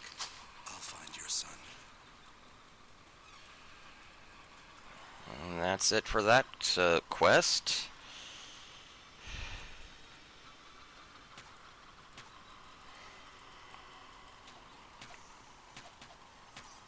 Yeah, wait. There's no real super moves or anything that enemies have. It's usually just they have a basic attack and maybe a special attack.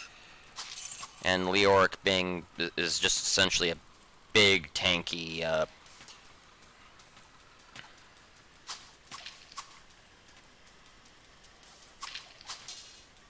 skeleton. Take out a couple of these archers.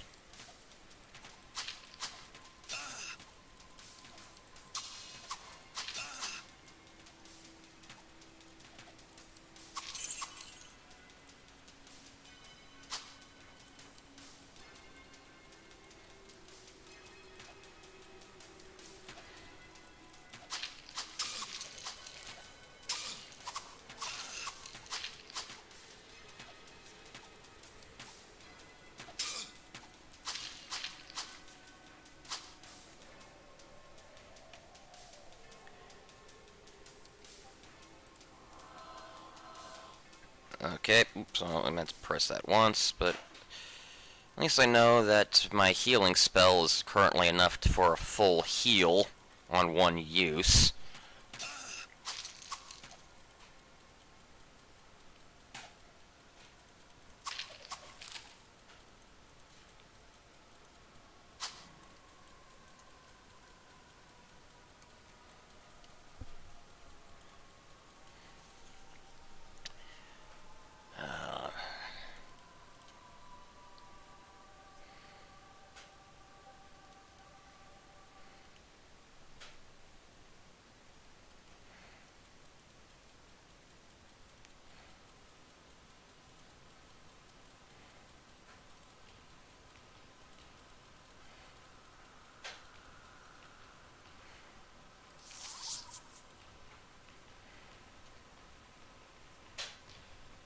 Life stealing armor class 8. That is objectively better. Yes, I'm losing the damage per hit, but I'm killing enemies. If you're doing things right, you'll kill enemies faster than they can hurt you.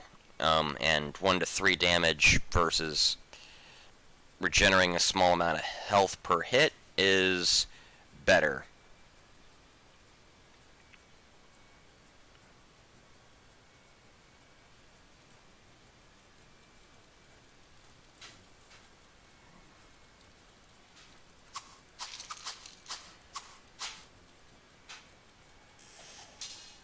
I gotta pawn some of this stuff.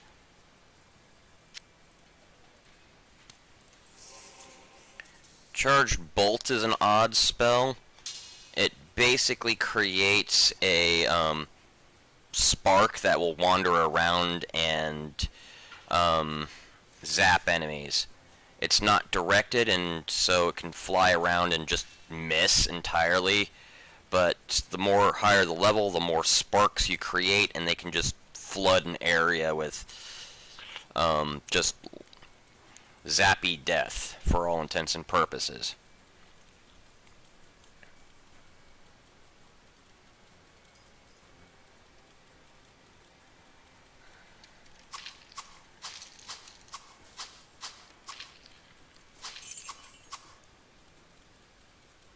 And I believe the max level for this game is 50.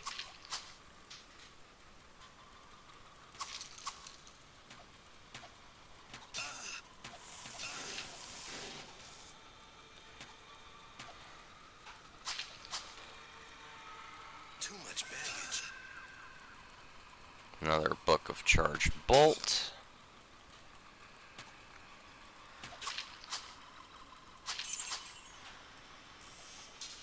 I gotta pawn some of this stuff. Yeah, I do. But first, that book of charged bolt.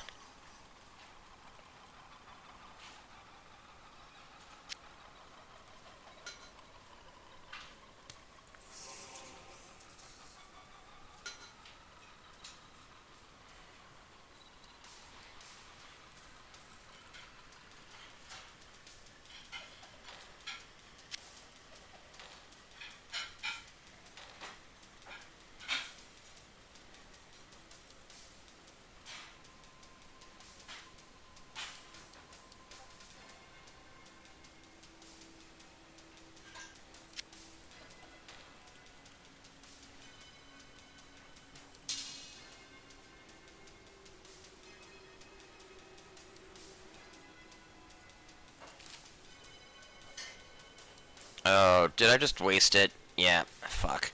The mouse sometimes registers my clicks as... fuck. Being 2. Oh well. If I'm lucky, I can find another one as I progress.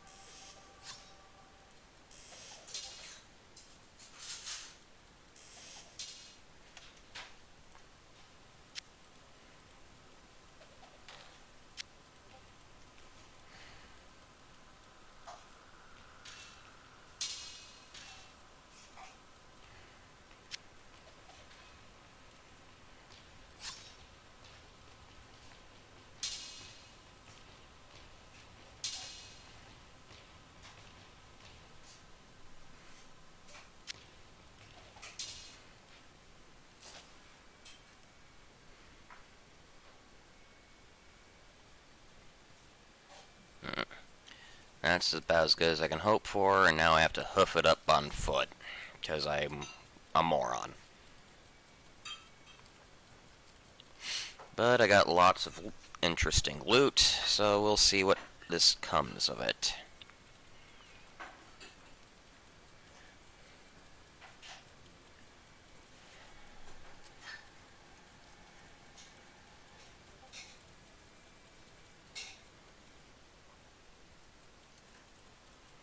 But if you're interested in more Diablo lore or all that, it's probably the best place to go to it is a YouTube channel called Game Lore Dash. He has some interesting lore videos. Some of it is basically him reading the lore tidbits from the manuals. But some of his inflections about the actions of characters and how they can overall mean in the plot of the series and all that are pretty good. And he's at least admits that most of it comes from the manuals. I got relatively lucky though with my floor plan layouts where all the dungeon floors are relatively close to each other.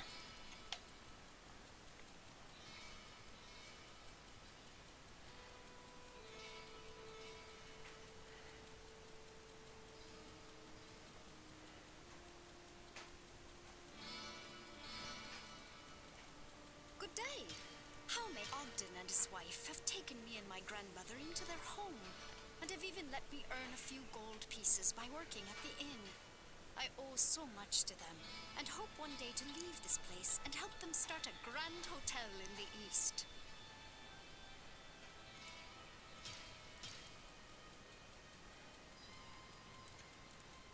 The village needs your help, good master.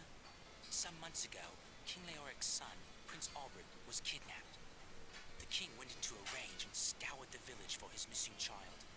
With each passing day, Leoric seemed to slip deeper into madness. He sought to blame innocent townsfolk for the boy's disappearance and had them brutally executed. Less than half of us survived his insanity. The king's knights and priests tried to placate him, but he turned against them and, sadly, they were forced to kill him. With his dying breath, the king called down a terrible curse upon his former followers. He vowed that they would serve him in darkness forever. This is where things take an even darker twist than I thought possible. Our former king has risen from his eternal sleep and now commands a legion of undead minions within the labyrinth. His body was buried in a tomb 3 levels beneath the cathedral. Please, good master, put his soul at ease by destroying his now cursed form. I already did that, but now I can actually talk to people about it. Good day. How may I serve you? The curse of our king is past, but I fear that it was only part of a greater evil at work. However, we may yet be saved from the darkness that consumes our land, for your victory is a good omen. May light guide you on your way, good master. Master, I have a strange experience to relate. I know that you have a great knowledge of those monstrosities that inhabit the labyrinth, and this is something that I cannot understand for the very life of me. I was awakened during the night by a scraping sound just outside of my tavern. When I looked out from my bedroom, I saw the shapes of small, demon-like creatures in the inn yard. After a short time, they ran off, but not before stealing the sign to my inn. I don't know why the demons would steal my sign, but leave my family in peace. 'Tis strange, no? Greetings, good master. Welcome to the Tavern of the Rising Sun. Well, what can I do for you? Demons stole Ogden's sign, you say? That doesn't sound much like the atrocities I've heard of, or seen. Demons are concerned with ripping out your heart, not your signpost. Hello, my friend. Stay a while and listen. Saber of Piercing, Mace of Quality. That actually might be on par with my hammer. Bronze Saber, that's a sell. High Durability. Mace of Dexterity, that's a sell. Cloak of Strength that actually is worth the downgrade.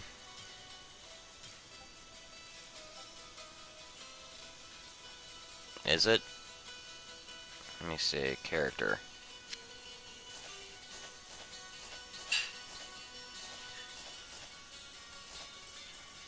No discernible difference to my damage, though.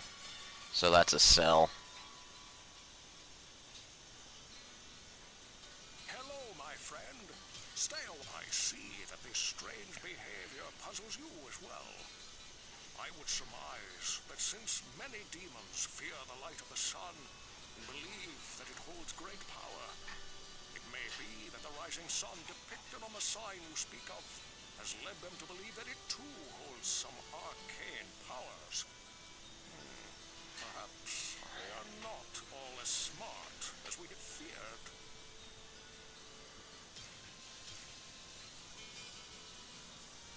Well, what can I do for you? This will at least bring me in some decent money.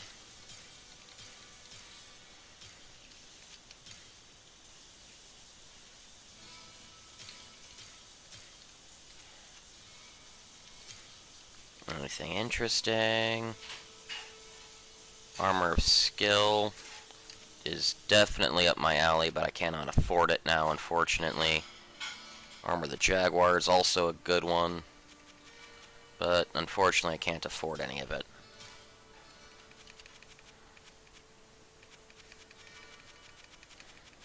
Nothing worth buying of mundane,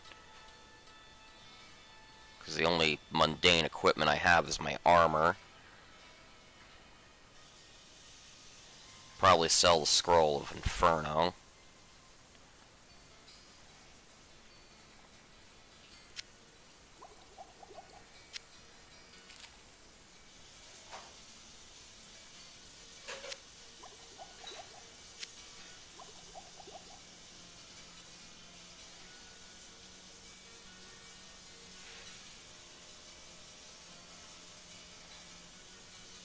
ails you, my friend?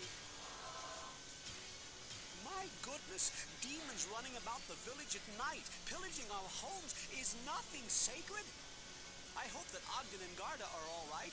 I suppose that they would come to see me if they were hurt. Before it was taken over by, well, whatever lurks below, the cathedral was a place of great learning. There are many books to be found there. If you find any, you should read them all, for some may hold secrets to the workings of the labyrinth.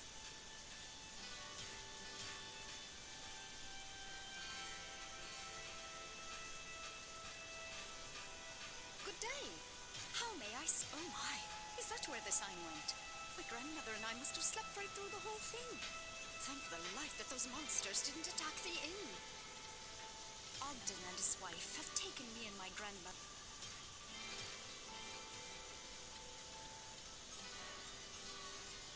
Alright, I'll head down here. See what Ogden has to say about the missing sign. Tender fellow drinking tea? You know what I think? Somebody took that sign. They're gonna want lots of money for it. I was Ogden. But I'm not. But if I was, I'd just buy a new sign with some pretty drawing. Maybe a nice mug of ale or a piece of cheese. No one ever listens to me. Somewhere, I ain't too sure, but somewhere out of the church, a whole pile of gold. Gleaming, shining, just waiting for someone to get it.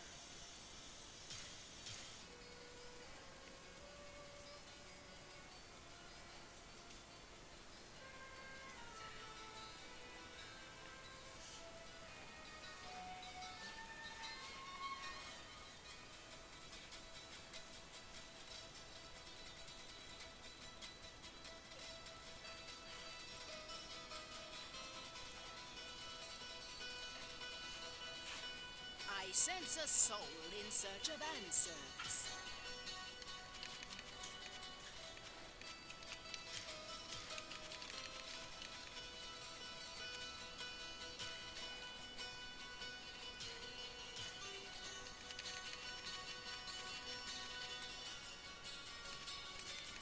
Nothing worth buying.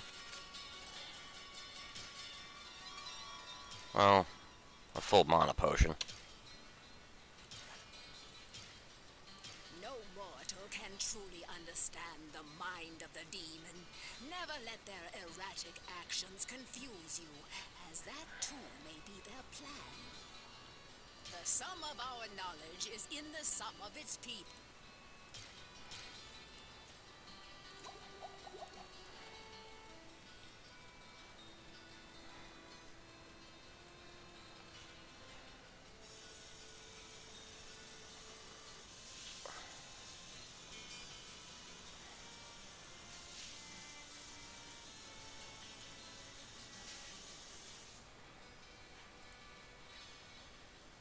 Okay.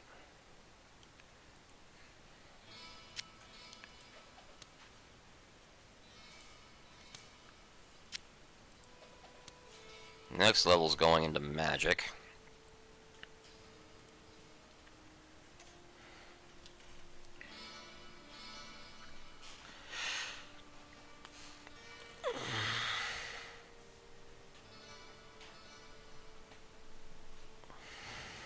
Then into strength.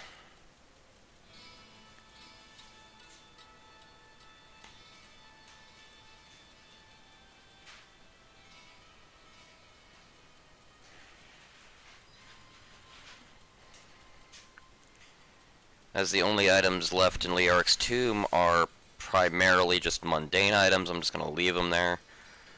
They're not really worth anything, so time for me just to work my way down to level 4 then.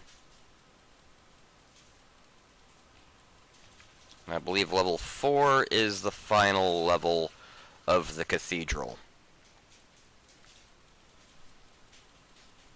Once the Cathedral's finished, I will put in a break, because I need to eat some stuff and it's good to parse these things out for YouTube uploads.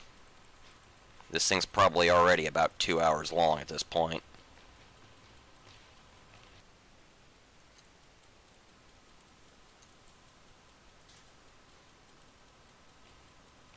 And the person I was talking to earlier is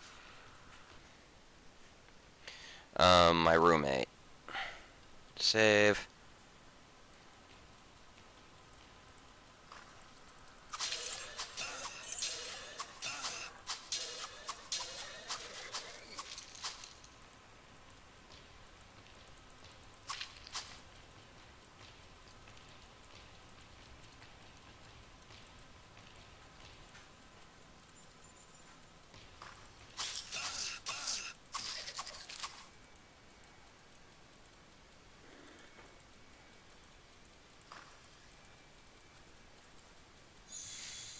Mana shield.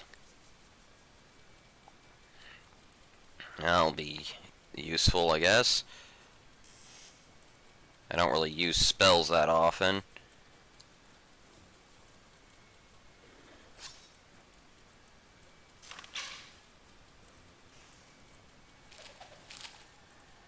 Lots of phasing scrolls, which are basically useless.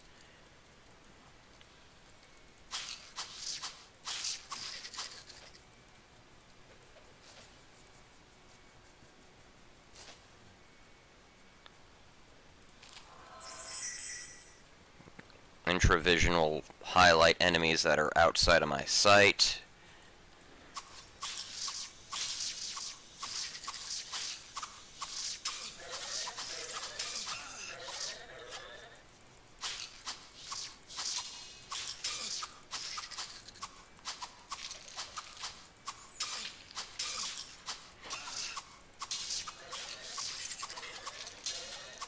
That level was fortunate because it basically extended the life of that mana shield.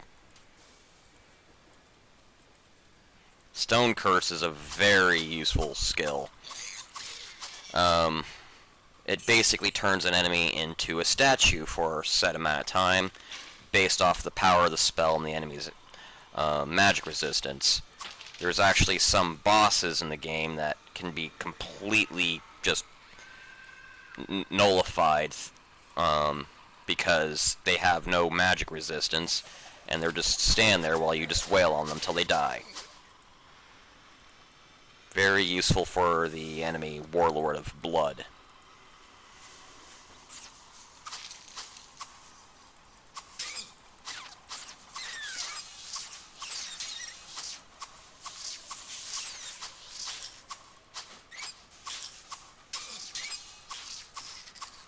The enemies that eat the dead ones, they regenerate their health if you don't attack them while they are eating. So that's what they gain out of it.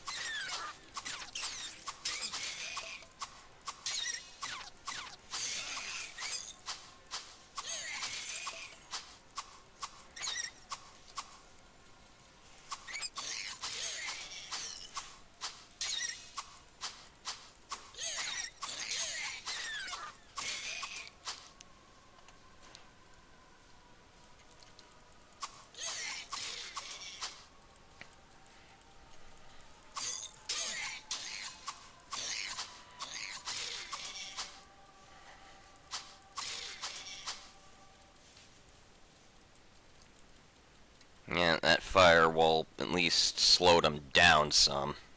I don't know if it did any real damage, but it killed a couple of smaller ones. I think the Devilkin are immune to fire. I can't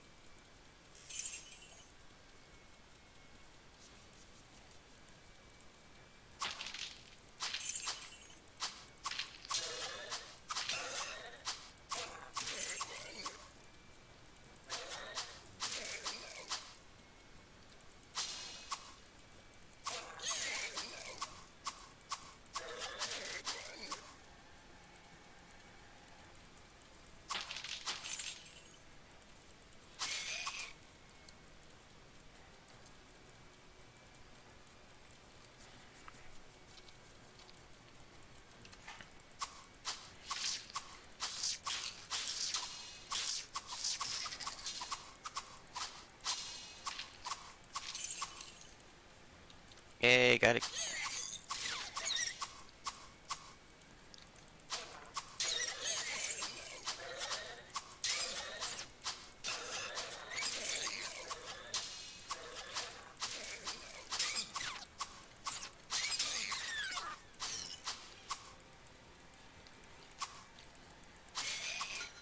Too much baggage.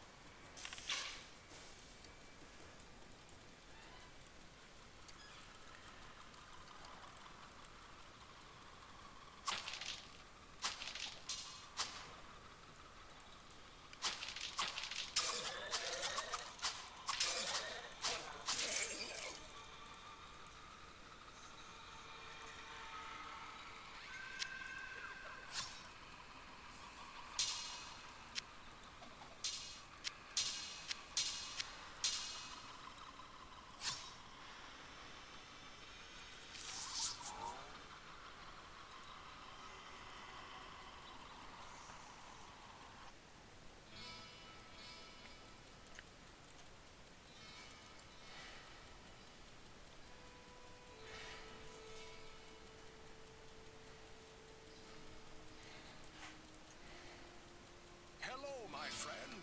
Stay a while and listen. Resist all. Yeah, that might actually be worth it.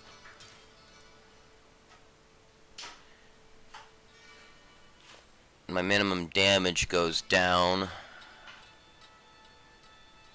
but the resistances probably make up for it.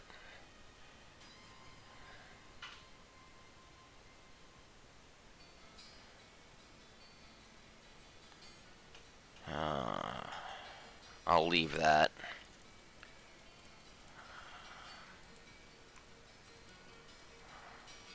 What ails you, my friend? I'll leave that on the ground over here, 'cause that's a good backup weapon. My Warhammer still outclasses it when it comes to raw damage, but it's just, well, it's more reliable, I should say, when it comes to raw damage, but Stay for a moment. I have a story you might find interesting. A caravan that was bound for the Eastern Kingdoms passed through here some time ago. It was supposedly carrying a piece of the heavens that had fallen to earth.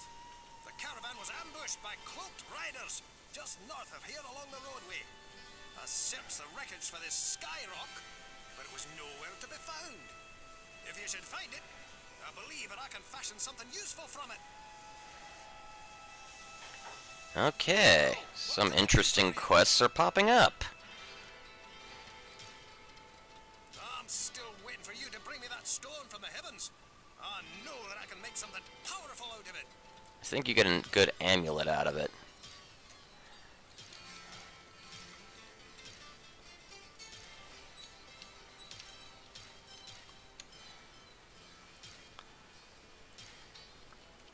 Armor of skill. I might get that. Armor of jaguars out of my reach. Better armor plus hit points. That's actually the better armor for me. I'll go back into the dungeon and see if those were back there. So if I can just get an extra 600 gold, it should work.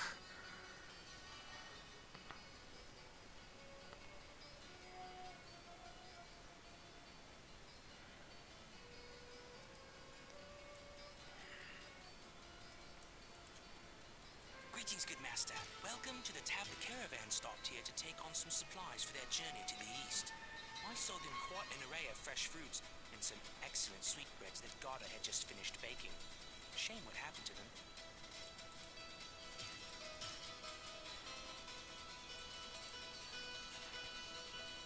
Good day.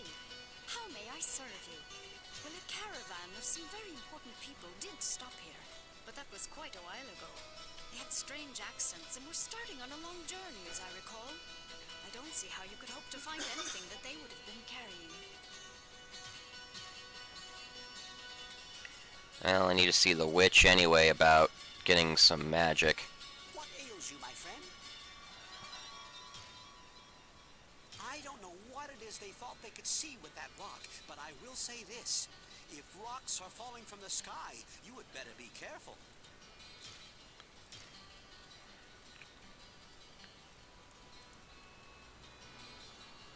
And a fellow drinking peace? I used to have an ice ring. It was really expensive. Blue and green, red and silver. Don't remember what happened to it, though. I really miss that ring.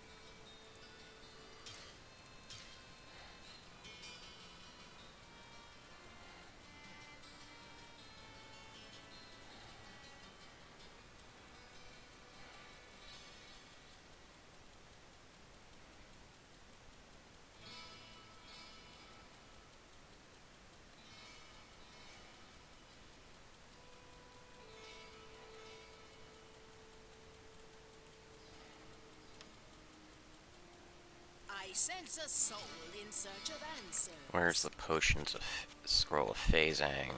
Pound portal phasing.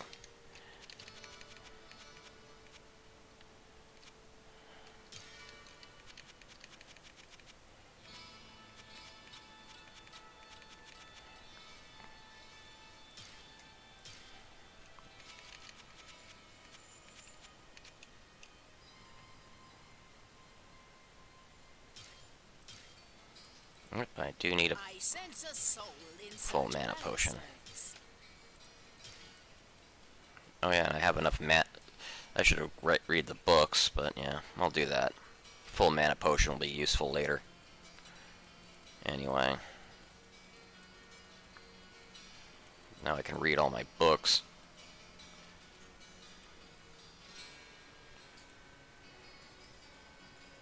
I can't cast that here. I can't cast that here. I'm not trying to cast, I'm trying to read a book. Ever since my cat spilled tea on my mouse, it's been acting up a little, but an extra left press on left click is usually not a bad thing in games. At least not the games I play.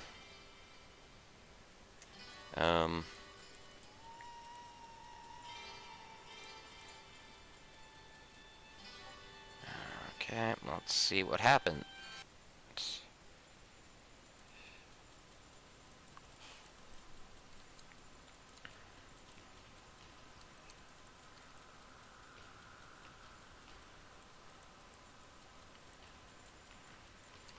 Minor treasure room.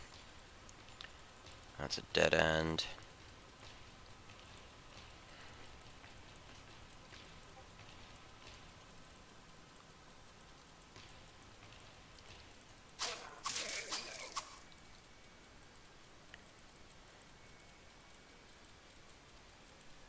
How close am I to leveling up? Decent.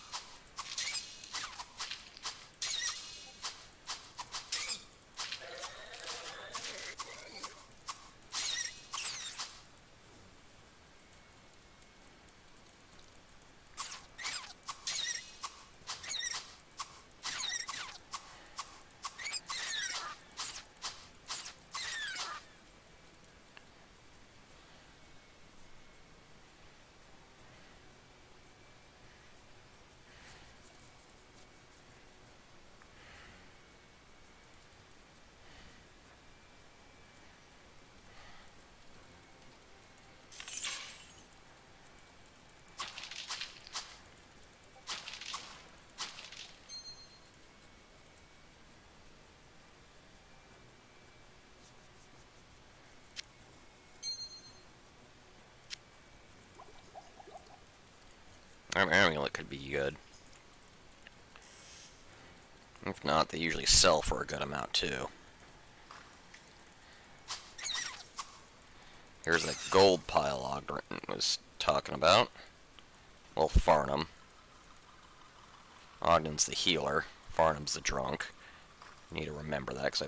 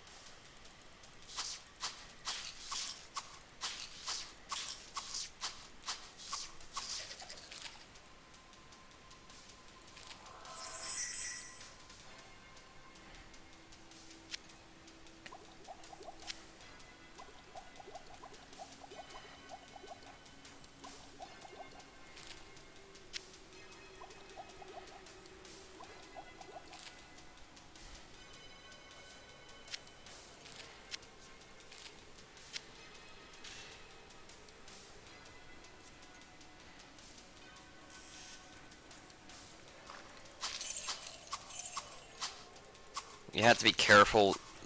If you're gonna kill an enemy in this doorway, it'll actually jam the door and permanently keep it open. You can actually shut doors if nothing's blocking it. So it can be... Well, I didn't mind doing it there. If you're playing like an archer or sorcerer where you might want to shut a door and run away, it's something we need to pay attention to.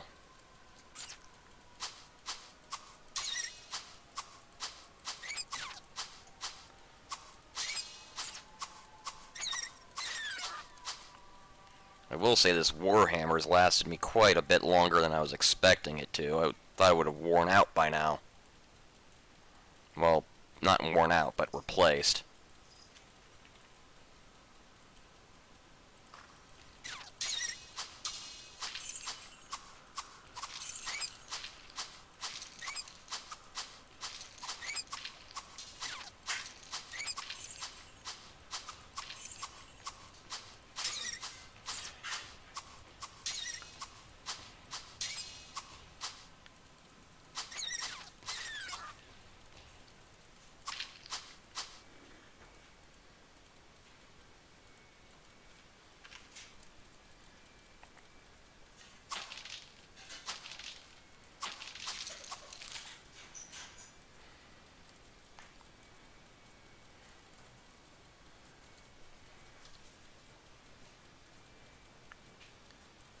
Okay, I'm relatively close to leveling up again.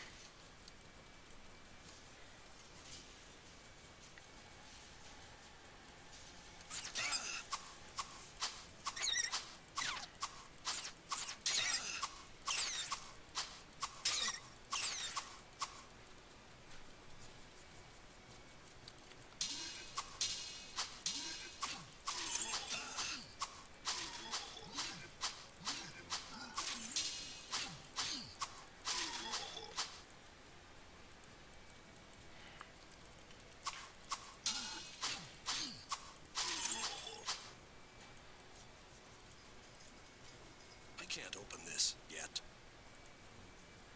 Okay, so that's where Ogden's sign is at.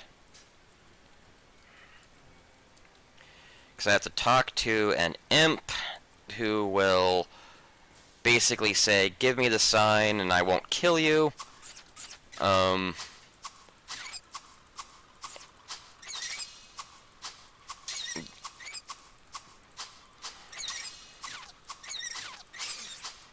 And you're basically given the choice. Give the sign to Ogden for an enchanted item, or give it to the imp for a random weapon drop.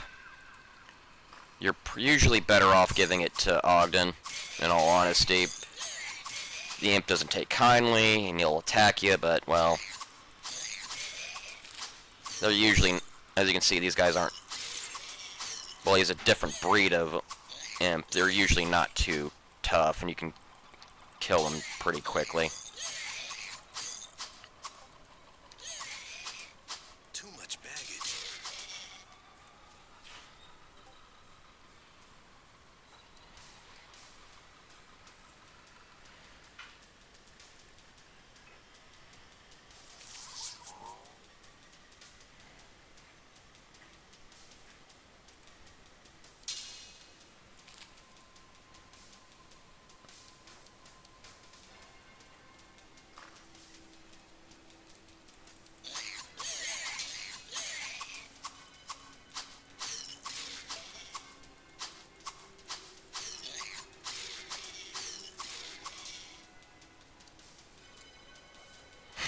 All 3 quests. Please, no hurt, no kill. Keep alive, and next time good bring to you. Please.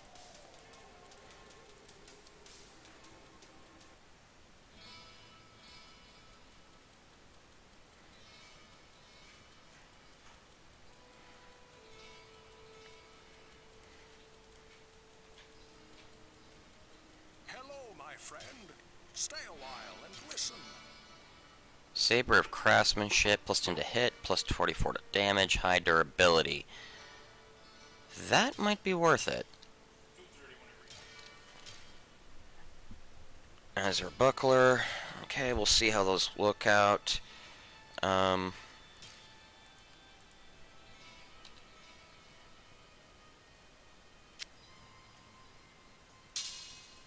Nope, that's it.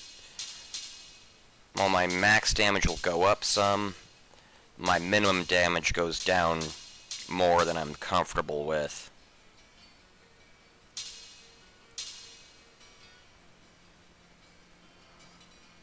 The high durability, though.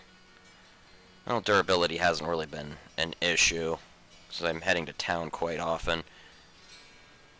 +8 to magic.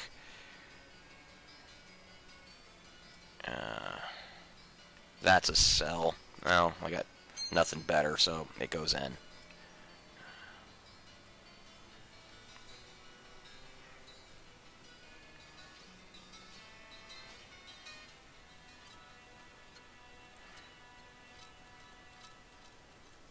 Well, what can I do for you?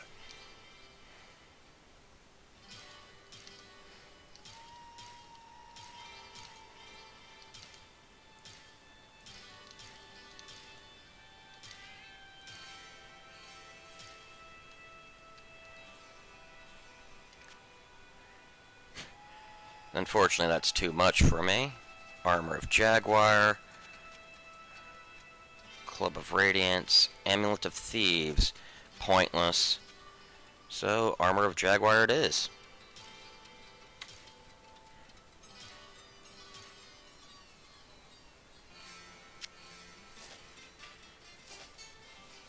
Well, what can I do for you?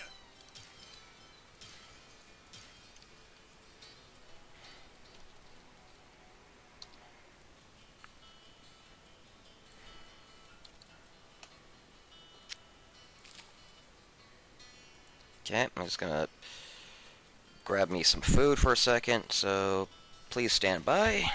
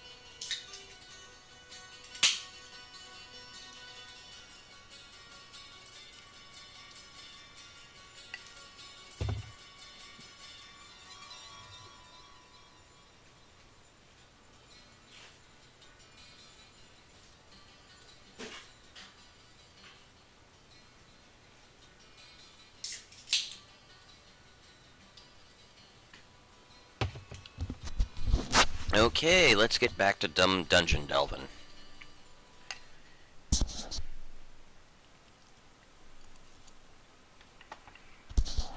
This little quest here is basically just talk to this guy until it ends. That's basically it. Please, no hurt, no kill. Keep alive, and next time go and drink. He'll change what he says periodically. I'm not sure the exact triggers, but I believe it has to do with like X number of enemies killed, or if you leave the floor, or something of that nature. It's like gotta trigger the conversation to advance like 3 or 4 times, then the quest will effectively end.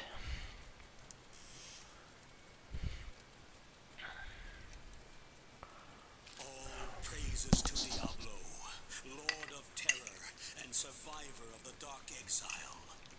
When he awakened from his long slumber, my Lord and Master spoke to me of secrets that few mortals know. He told me the kingdoms of the high heavens and the pits of the burning hells engage in an eternal war. He revealed the powers that have brought this discord to the realms of man. My Lord has named the battle for this world and all who exist here the Sin War.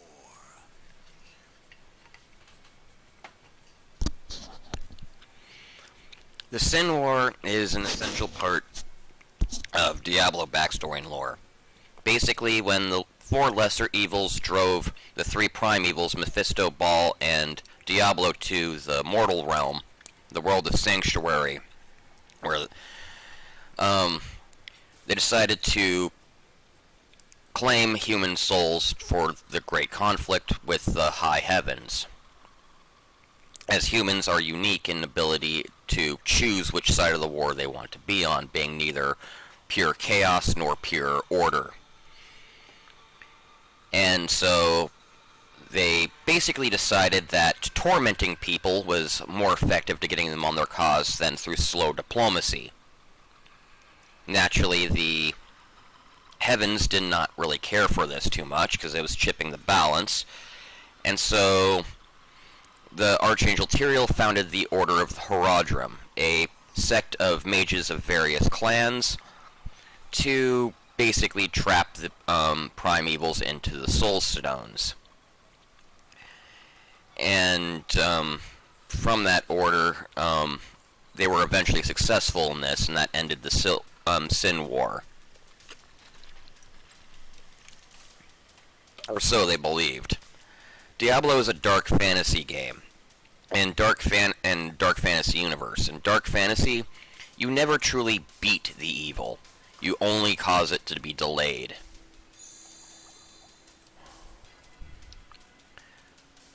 And even then, the delay is at great cost to the individual. And in that case, well, you'll learn more about the costs in Diablo 2.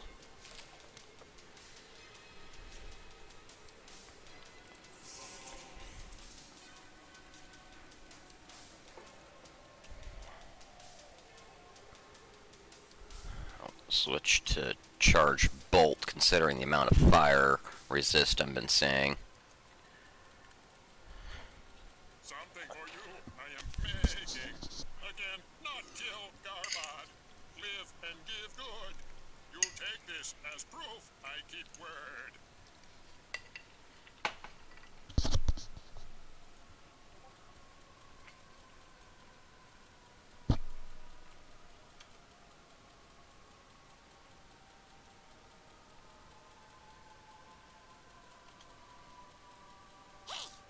You that one that kill all. You get me magic banner or we attack. You no live with life. You kill bigger things and give back magic. Go past corner and door, find a glitch. You kill, you go.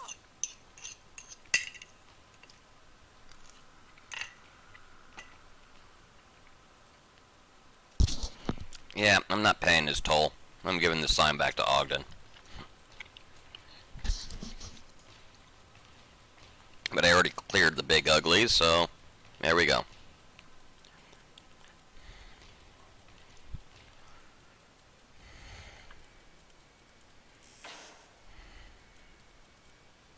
I gotta pawn some of this stuff.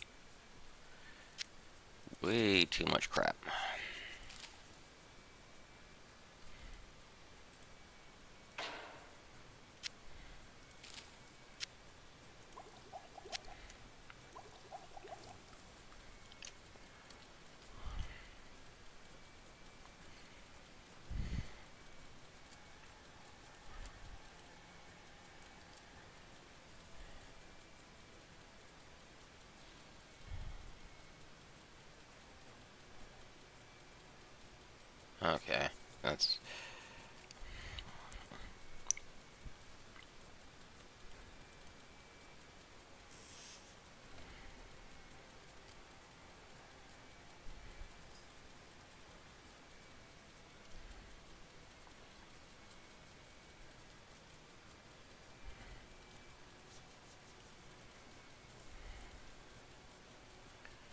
I believe the magic rock is, well, the sky rock's in the, the catacombs, which is the next area, so I won't be able to complete that quest right now, but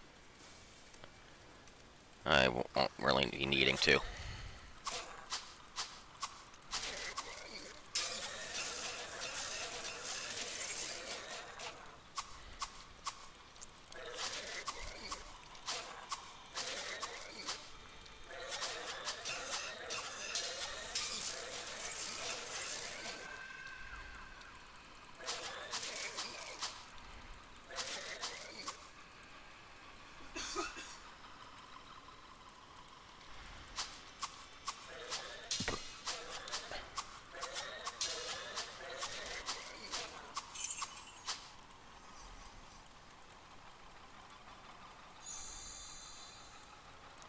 Okay, full map.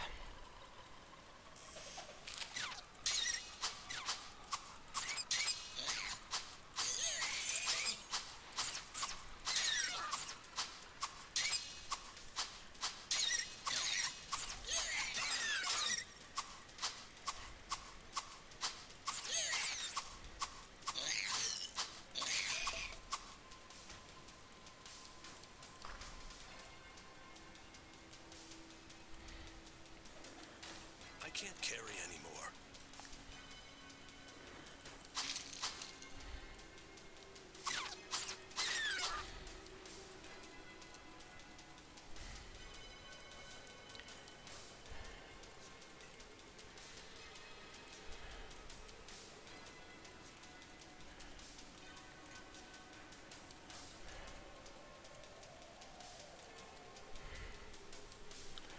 The short bow's kind of pointless.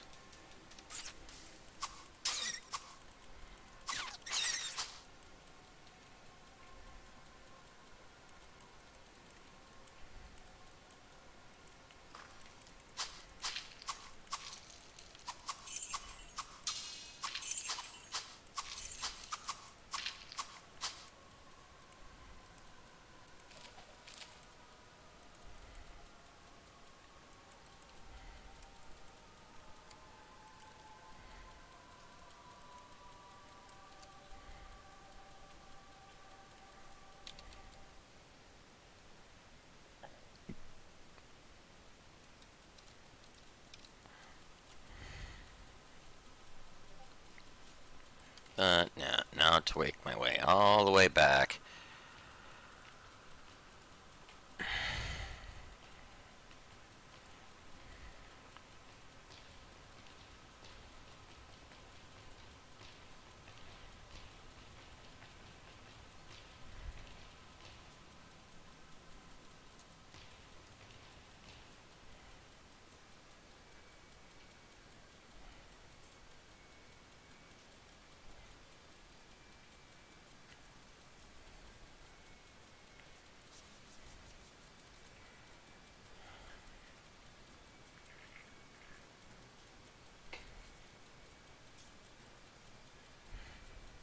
Nothing yet. Almost done.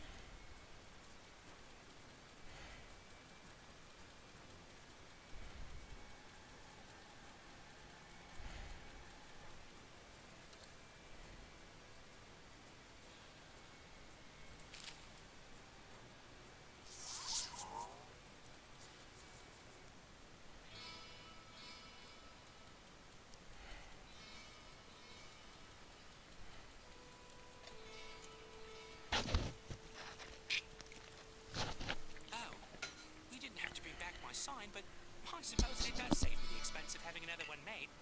Well, let me see. What could I give you as a fee for finding it? What have we here? Oh, yes. This cap was left in one of the rooms by a magician who stayed here some time ago. Perhaps it may be of some value to you.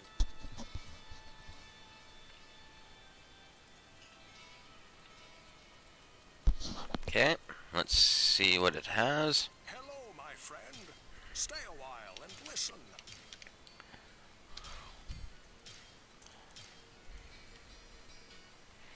-3 armor, -1 damage from enemy, +2 to all attributes.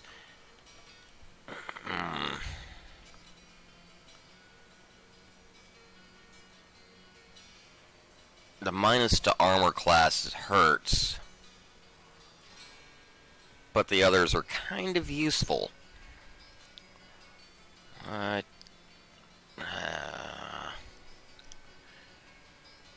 think lifesteal's better overall, unfortunately. So I'll just sell it. Well, what can I do for you?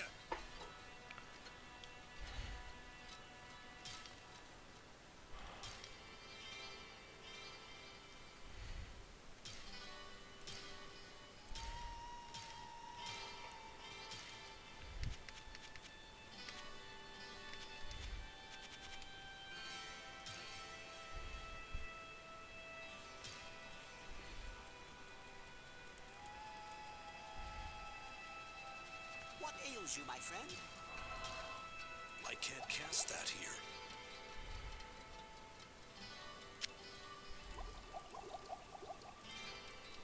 Not asking you to cast anything stupid.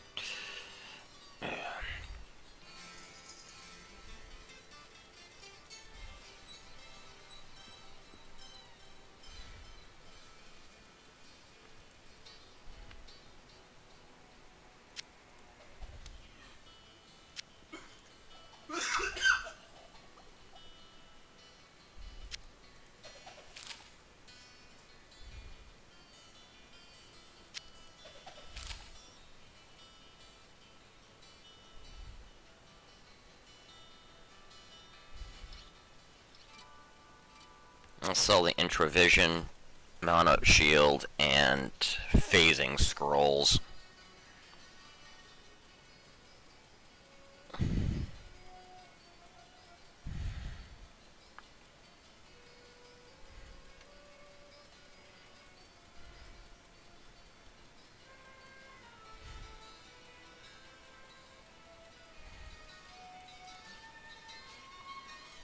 I sense a soul in search of answers.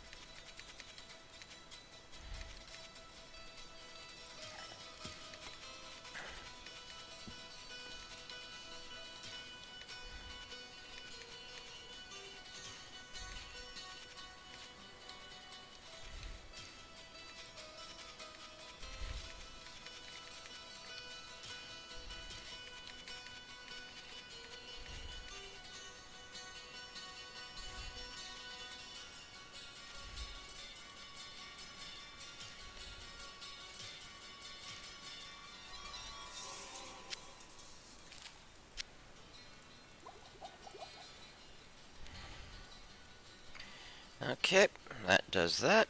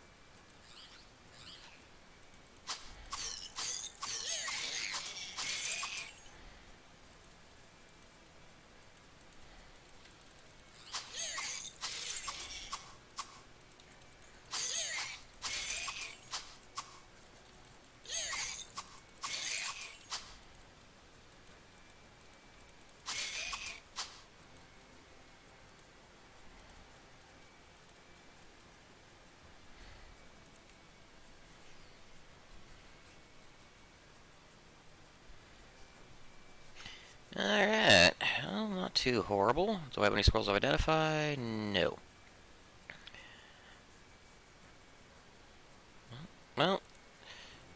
did level up, so let's see what happened.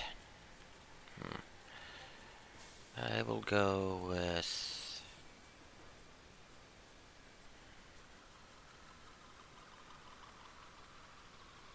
+5 dex to get my hit chance up.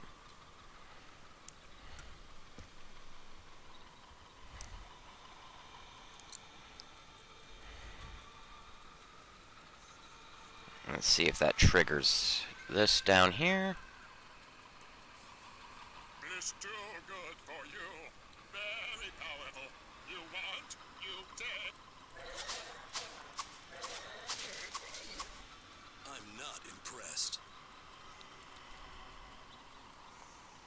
Nope, not impressive at all. Well, that pretty much finishes the, Cathedral.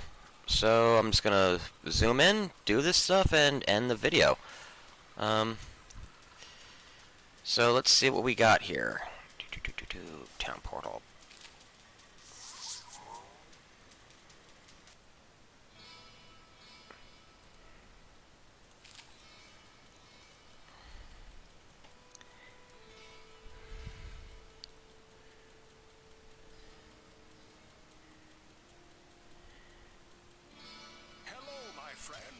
Stay a while and listen.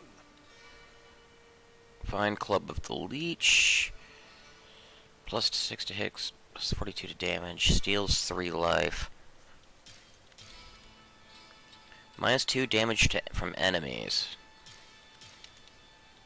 Bow of the Sky. Unfortunately, I don't really use bows. That's a decent staff, but I don't use staves. That is a decent, but I think the armor value and extra HP is better than the 2 damage to enemies. This might be interesting, though. Let's see. Nope, it's a downgrade. The side thing about stealing life is interesting, but not really worth it. Whoa, what can I do for you?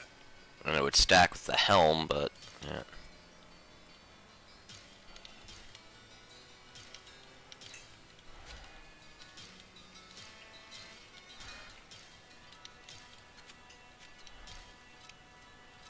Deadly Bow of Puncturing, Bow of Vim, Amulet of Thieves, Valiant Armor. No, my current armor's better. Both in base.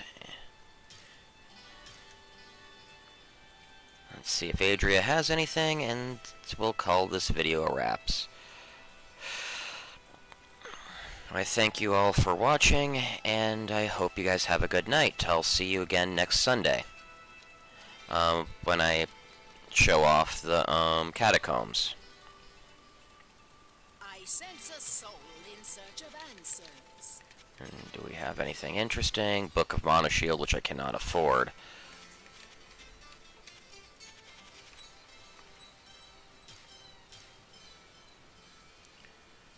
Halfway up there for my magic stat. My dex leaves something to be desired. I probably should put more into vitality as well. Strength's okay for now, but low for a warrior. That's kind of how it goes.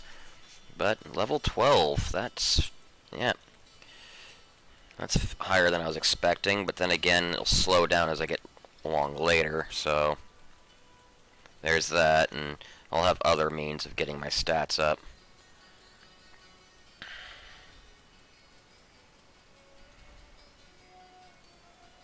Anyway, thank you all for watching, and have a good night.